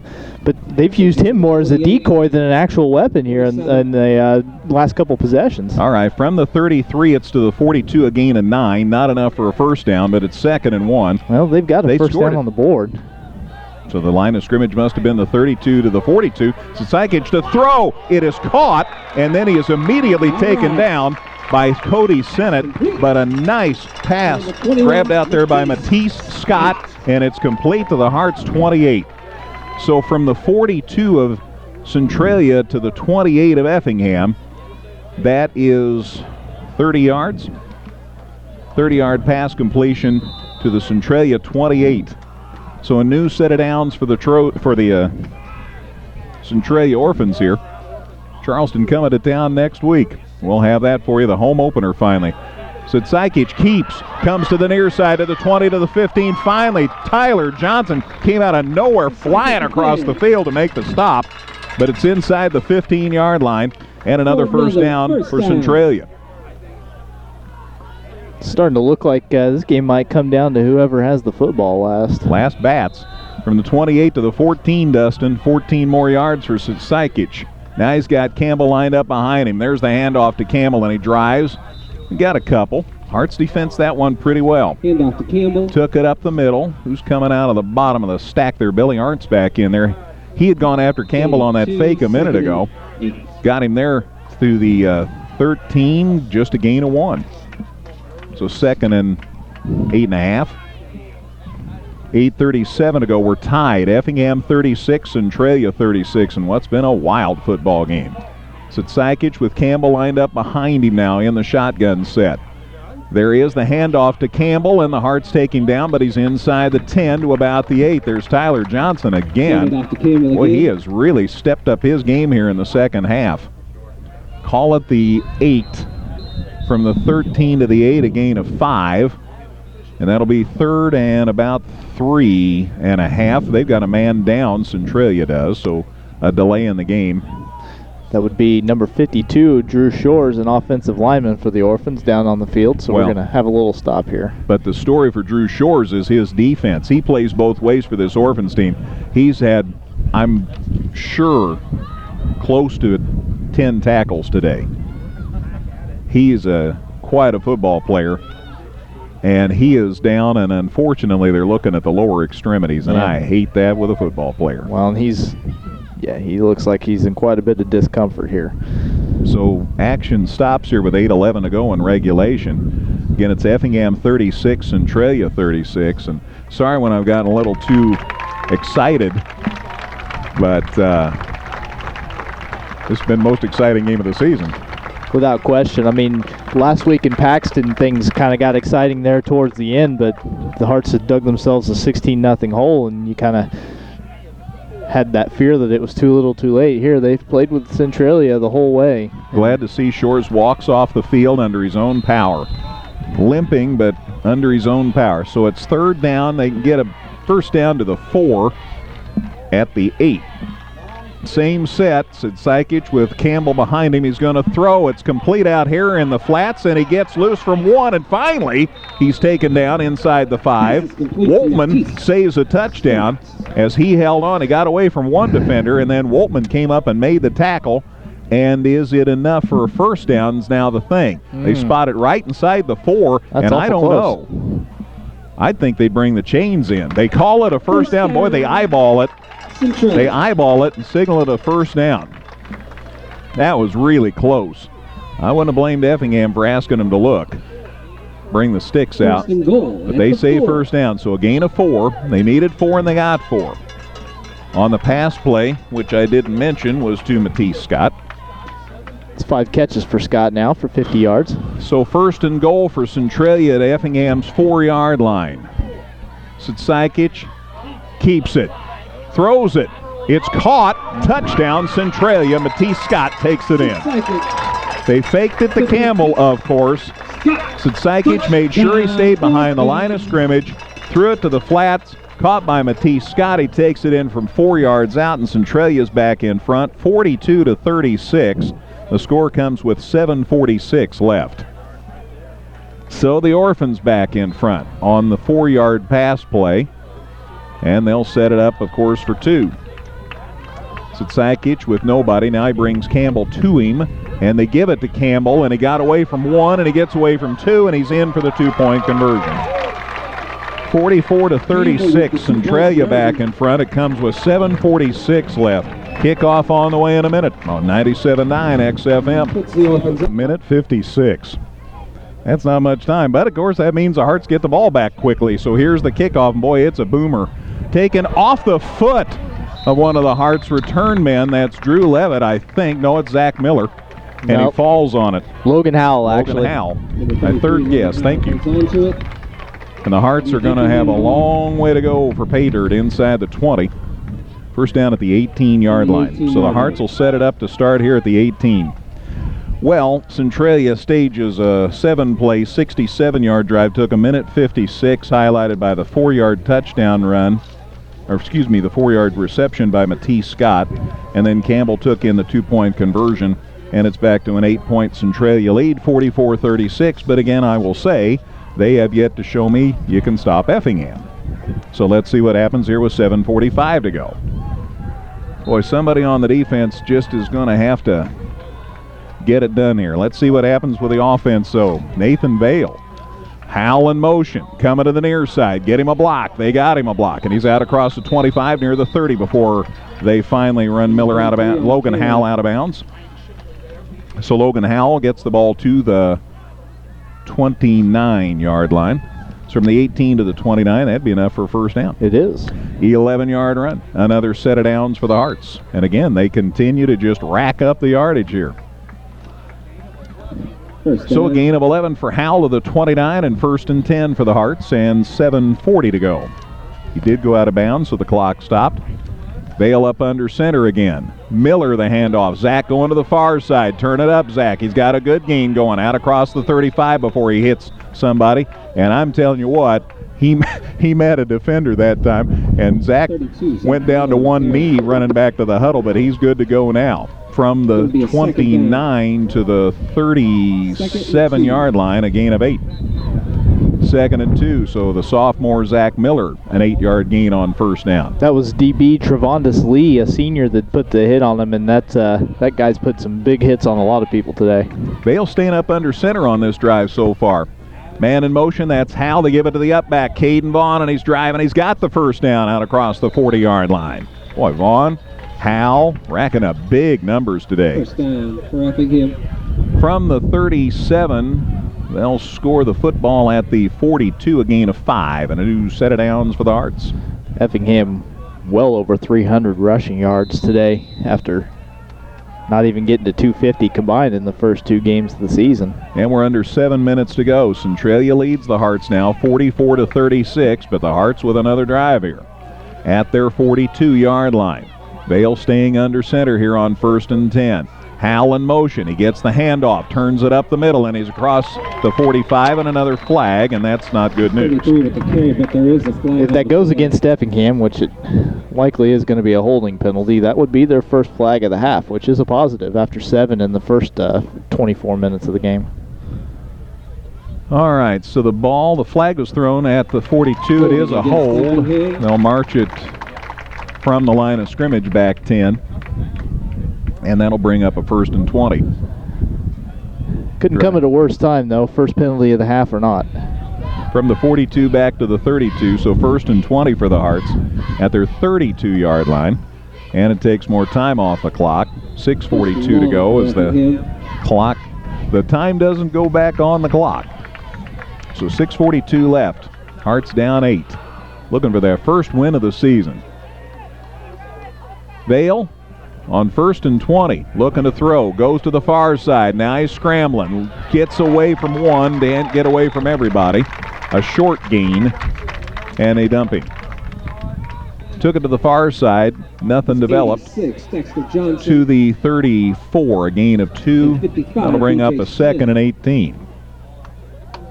So 2nd and 18 for the Hearts at their 34-yard line, and we're down to 6:18 to go. Centralia leads it by 8. 2nd down and long. Hearts had the early lead. In fact, led most all the first half. Centralia has brought Campbell into the 4, and that's changed the dynamics of this game. Here's Hal again. Good block by Zach Miller. And Hal to the 35 of Centralia before they run him out of bounds. Nice block by Zach Miller. And the ball inside the 40, inside the 35 to the Centralia 34-yard line. So from the Effingham 34 to the Centralia 34, a gallop of 32 yards, and a new set of downs for the Hearts. The officials are letting the centers wipe off the football to get the mud off between plays here. The field looks good up here. Down there, a little more messy. Vale staying up under center. 1st and 10 at Centralia's 34. Howell in motion. Give it to the up back. That's Vaughn. Caden gets it a couple of yards up the field. Carried by Vaughn. They'll spot it at the 32, a gain of 2. 2nd and 8. And the clock's down to 5:24 to go. Hearts down 8, but they continue to push the ball down the field.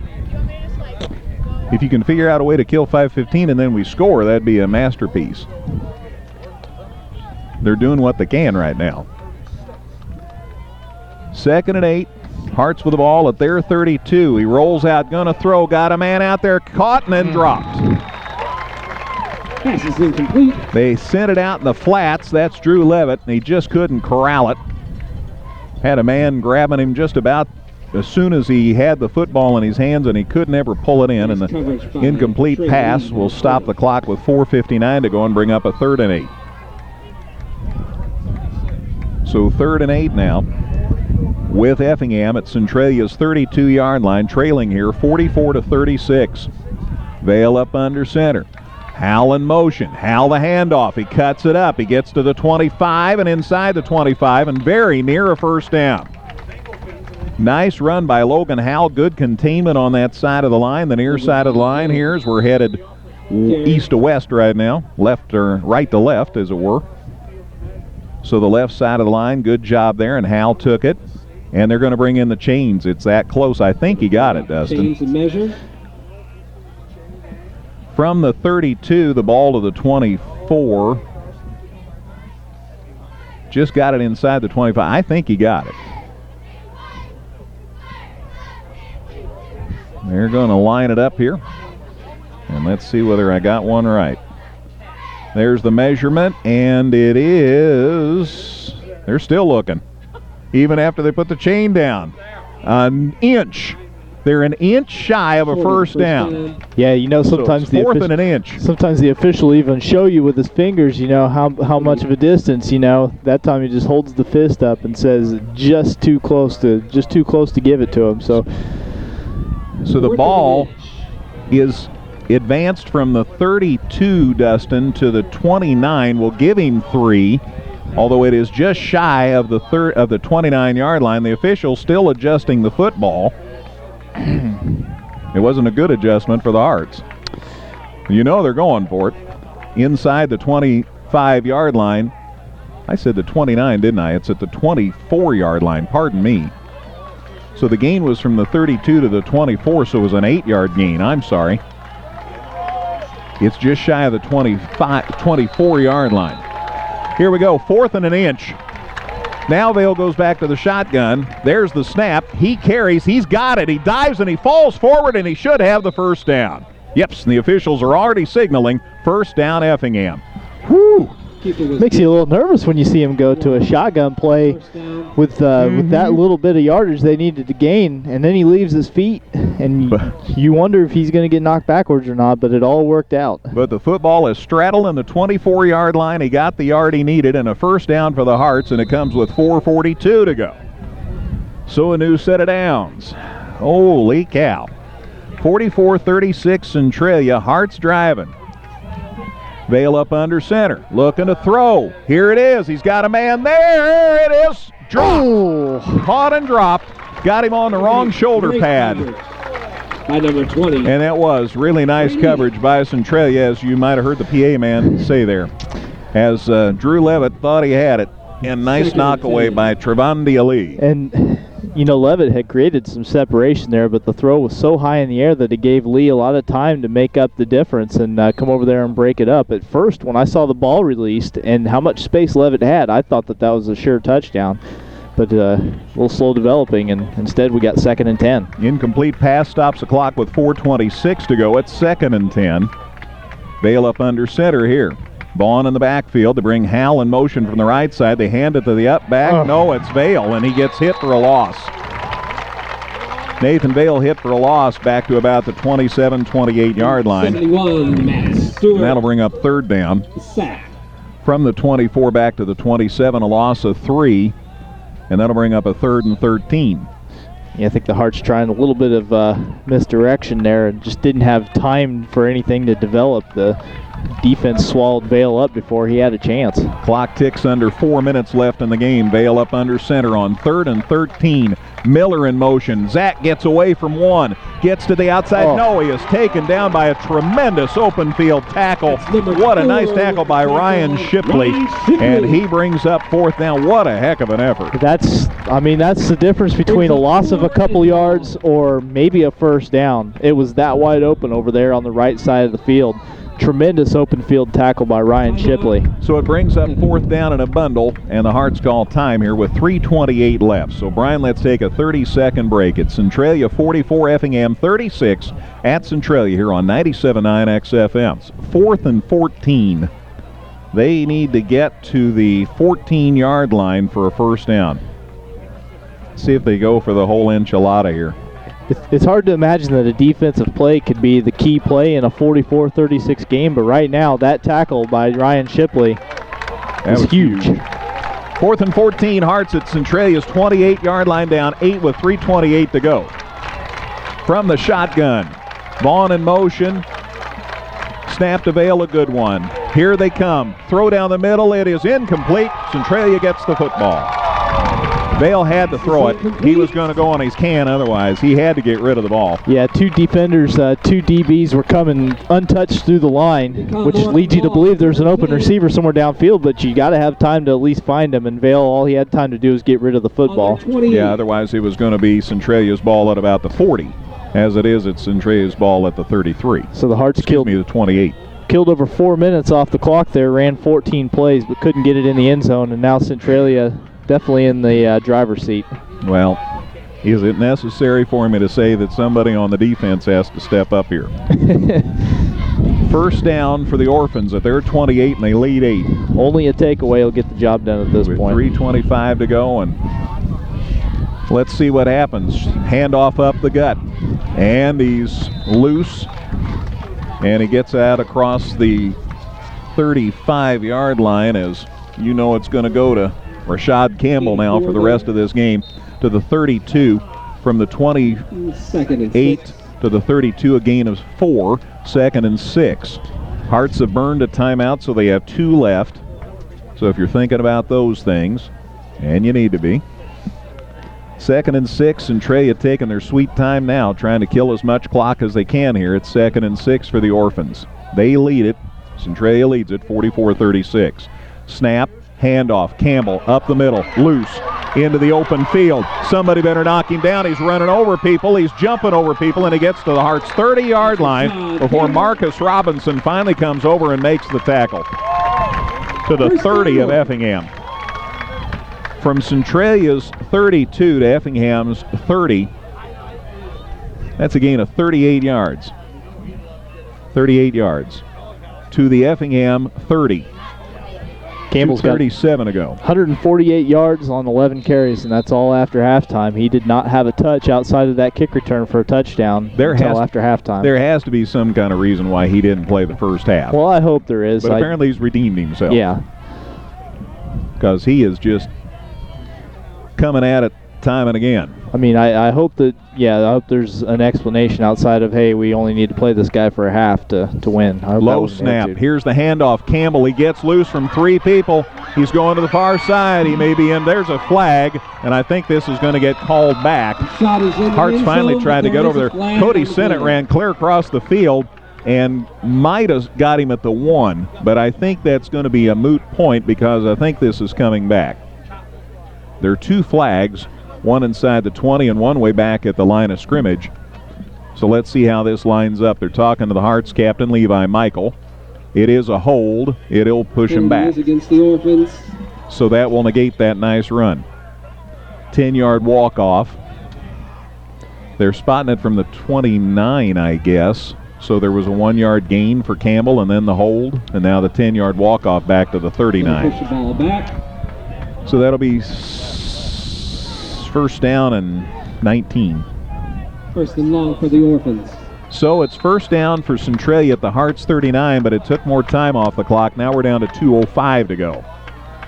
Sitsikich goes back to the shotgun here with Campbell behind him. There's the snap. There's the handoff. Campbell up the gut. Levi Michael stays with him, and now he gets some help to finish him off in a short gain. Nice work by Campbell, and then who came up to help him out? Travis Durbin, I think, got up there and helped on the stop. Hearts call time. Minute 56 to go. From the 39 to the 36, a gain of 3. So the Hearts containing, but that took a lot more time, and now it's a minute 56 to go, and the Hearts want time. So let's take a quick 30-second timeout, Brian. 44-36 Centralia here on 97.9 XFM. Centralia 44, Effingham 36 with a minute 56 to go, and Centralia with the ball at the Hearts 36-yard line. It's 2nd and 16.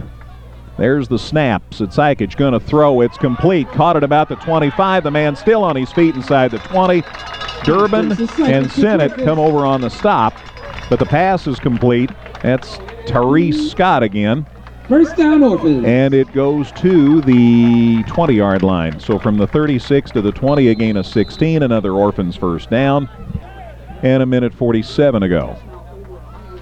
And obviously, Centralia taking all the time they can off the clock before they run a play here. Well, only a takeaway is going to make any difference at this point. They're past the point of being able to shut them down on downs and get the football back. So 44-36 Centralia. They have the ball on the Hearts 20, and we're down to a minute 26 to go. There's the handoff to Campbell. He just strips people, runs in over people, through people, around people, sometimes over. Inside the 10 to the 9, that's another first down. Gain of 11. And it's 1st and goal to go for the Orphans, and now you'd just like to keep them out of the end zone one more time. Down to a minute 18 to go. 1st and goal for Centralia now at the Hearts 9. Wow, the Hearts have played so well today. The offense has just been tremendous. And they bunch the offense now behind Sitsikich. They know they just want to kill clock here, and they probably just take a knee. They're taking absolutely as much time as they can. The play clock's down to 12. They're not going to take more than an extra second. There's the snap. Sitsikich takes a knee. With 46 seconds to go, they'll have to do that one more time. Ball back to the 11. Just for the record, Sitsikich loses 2 yards. And we're down to 36 seconds, so they'll have to take one more knee on 25-second play clock. They'll let it run down to 23 or 2 seconds here, and then that'll do it. And they take the knee with 23 seconds to go, and that's the show. So Centralia does improve to 3-0. The Hearts do go to 0-3, but I'm telling you folks, if you were listening, you know that isn't the whole story here today. Clock counts down on a very frustrating day for the Hearts here at Evers Field. Final score, it's Centralia 44, Effingham 36. On the way, the Dan Heck Chevrolet Toyota post-game show. And Brian, I'll do my best, but we do need to take a break here. Final score, Centralia 44, Effingham 36. Back with the post-game show in a minute on 97.9 XFM. Coach Max here for the post-game show. And there's so much to talk about. I don't want to waste any time talking about our kids. I don't want to not use all the time I need for the Hearts kids, but Campbell coming and being such an integral part of their offense in the second half was huge. Was there some reason, do you know, why they didn't use him in the first half? I just think they thought they could throw the ball on us. That's where they got a lot of athletes out, and they like to throw the ball deep, and that was our game plan. Not allow their quarterback to run the football, and not allow them to get any big plays down the field throwing the football. And we knew they had that, and we, were hoping that they wouldn't, they'd still kind of want to keep on trying to throw the football. Mm-hmm. But, Coach Calling does a great job, and he used to coach at Breeze, and I'm sure he saw that Breeze film and said, this is what we got to do to beat this team. And they went to the read option, and the Campbell kid is, we knew he was a good player, and we hadn't seen him running there. They had another kid that's probably just as good as him that didn't play. This 32, but we knew he was an athlete, and he's just tough to bring down. And unfortunately, what it shows is where we're a little bit weak, and that's in the strength category. And a lot of times we had him down by the ankles and had chances to wrap him up and just didn't get the job done. And he's a bowling ball out there. He's 5'10" or something like that, 210, 215 pounds, and we got a chance to see him a little bit before the game without his pads on, and he could definitely pass for a high or a college running back out there. And he hurt us. And then the quarterback did a pretty good job of reading the ball, and they got to push off the line, and we're playing back against the pass, and it's a smart thing to that's just smart football on their part and making us stop the run first, and unfortunately we just didn't do a very good job of that second half. Well, let's talk about the 36 points we scored, though. Time and again our offense was effective today, and this was obviously the best performance by our O-line all year, which set it up for our backs, and you were able to use a lot of things that you really haven't had a chance to use already this season. Well, we challenged our kids this week, and we really competed, I think, offensively and defensively up front. And, our offensive line, like you said, they played their best game of the year so far. We were able to sustain drives. We were able to make big plays. We got good blocking on the edge to get, Logan outside and Zach Miller a couple times outside. And we finally got to see what Caden could do, when he doesn't have three guys hitting him at the same time. He's got a really strong pair of legs, and he's built low to the ground, and he bounced off some defenders, and he bounced off Nathan Vale once, and and he just keeps his feet moving, and both those guys did a tremendous job. And we threw the ball a little bit to try to keep them off balance and take what they would give us there, but we knew we had to establish a running game and try to control the ball that way, because we knew Centralia's got some just great athletes, and holding them, I don't know if we held them to 44 points, but they're a team that's going to put a lot of points on the board down the road here, and we just I thought two of the biggest plays, one was the special teams where we allowed the kickoff return for touchdown. I thought we kind of had him boxed in, and we were worried about the guy who was reversing field on us and breaking containment, and we didn't have a couple of guys staying in their lanes on that play, and then the other play was the interception on just a tiny little swing pass. It's almost a running play, but we didn't block right on the edge, and the guy came across, and lo and behold, hit him right in the belly with the pass. So they scored on both of those. You take two touchdowns away off the board on their side, and we're up by a touchdown. You had to be pleased by the way your team kept coming back offensively. You got down finally as the second half started to develop. Even twice in the fourth quarter came back to get a tie. I was exceptionally proud of those kids. I mean, it's real easy when you come back and you tie it, or you come back and take the lead, and then come back on 3 or 4 plays. It's real easy to get your head down, but we didn't. And Jordan Tunn was he's picking himself off the ground, but he's playing on a banged up knee all the whole game, and early we had some problems with grabbing and holding and things like that, but I thought the second half we did a lot better job handling what was going on. But we been working on this little tight formation that's not exactly our Brown formation, and doing some things out of that because it spreads them out a little bit more, and we can run our sweep plays outside and so forth. So I was really excited about that, and being able to sustain drives and make plays when we needed to make plays. And unfortunately, we had a sack and we had a penalty on that last drive, or maybe we get a chance to tie it up and make something happen later on in the game.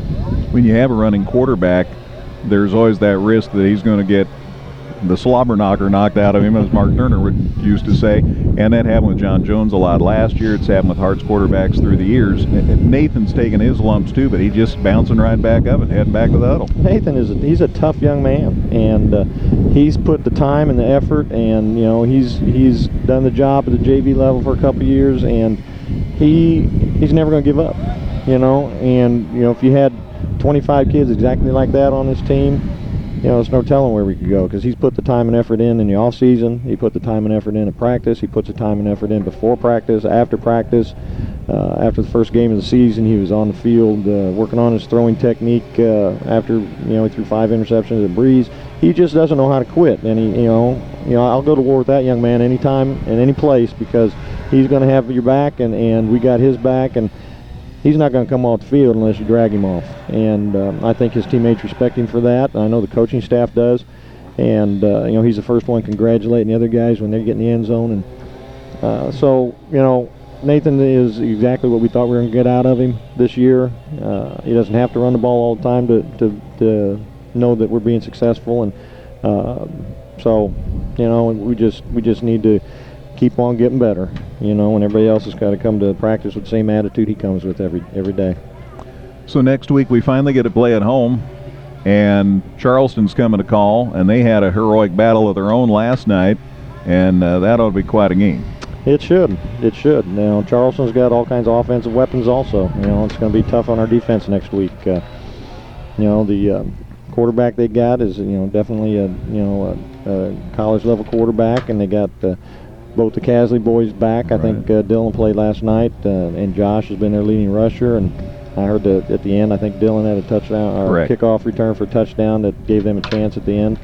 So it's going to be tough, and we need to accept the challenge. I hope being at home for the first time, and it seems like a year and a half, then we're gonna be able to use that momentum and not have to ride on a bus for an hour and a half to get to a game. And it's been a little bit. I know it's been tough on me, because riding in those buses with these old achy bones has not been fun, and so we should have let him ride with us. But that's just one thing. I guess I remember Jack used to ride on the equipment bus home, and I keep telling my guys that I need to I'm old enough that I could probably do that, but it doesn't feel right to me. I got to be around those kids on the way down and on the way back, and some of that is some nice bonding time with those kids before games and after games, and so. It's going to be great to be home. Hopefully we're going to have a great crowd. Looks like the weather next week's supposed to be pretty good. Mm-hmm. I'm not sure about later on in the week. Yeah. But we need to have a great week of practice. I told kids, hey, this is conference season now. Anything can happen once conference season starts. And we got to come out and play like we started this game, but we got to finish it and play both halves defensively and offensively. Last time I heard, conference champs go to the playoffs. That's what I told the kids on the field. It says, doesn't matter that we're 0-3 right now. It only matters what happens in conference play, because if you win the conference, you automatically go. And that sounds like a good place to start next Friday night. Yep. Thank you, Mike. Okay. Careful going home. Thank you. Arts coach Mike McDonald. Final score again here this afternoon. Centralia 44, Effingham 36.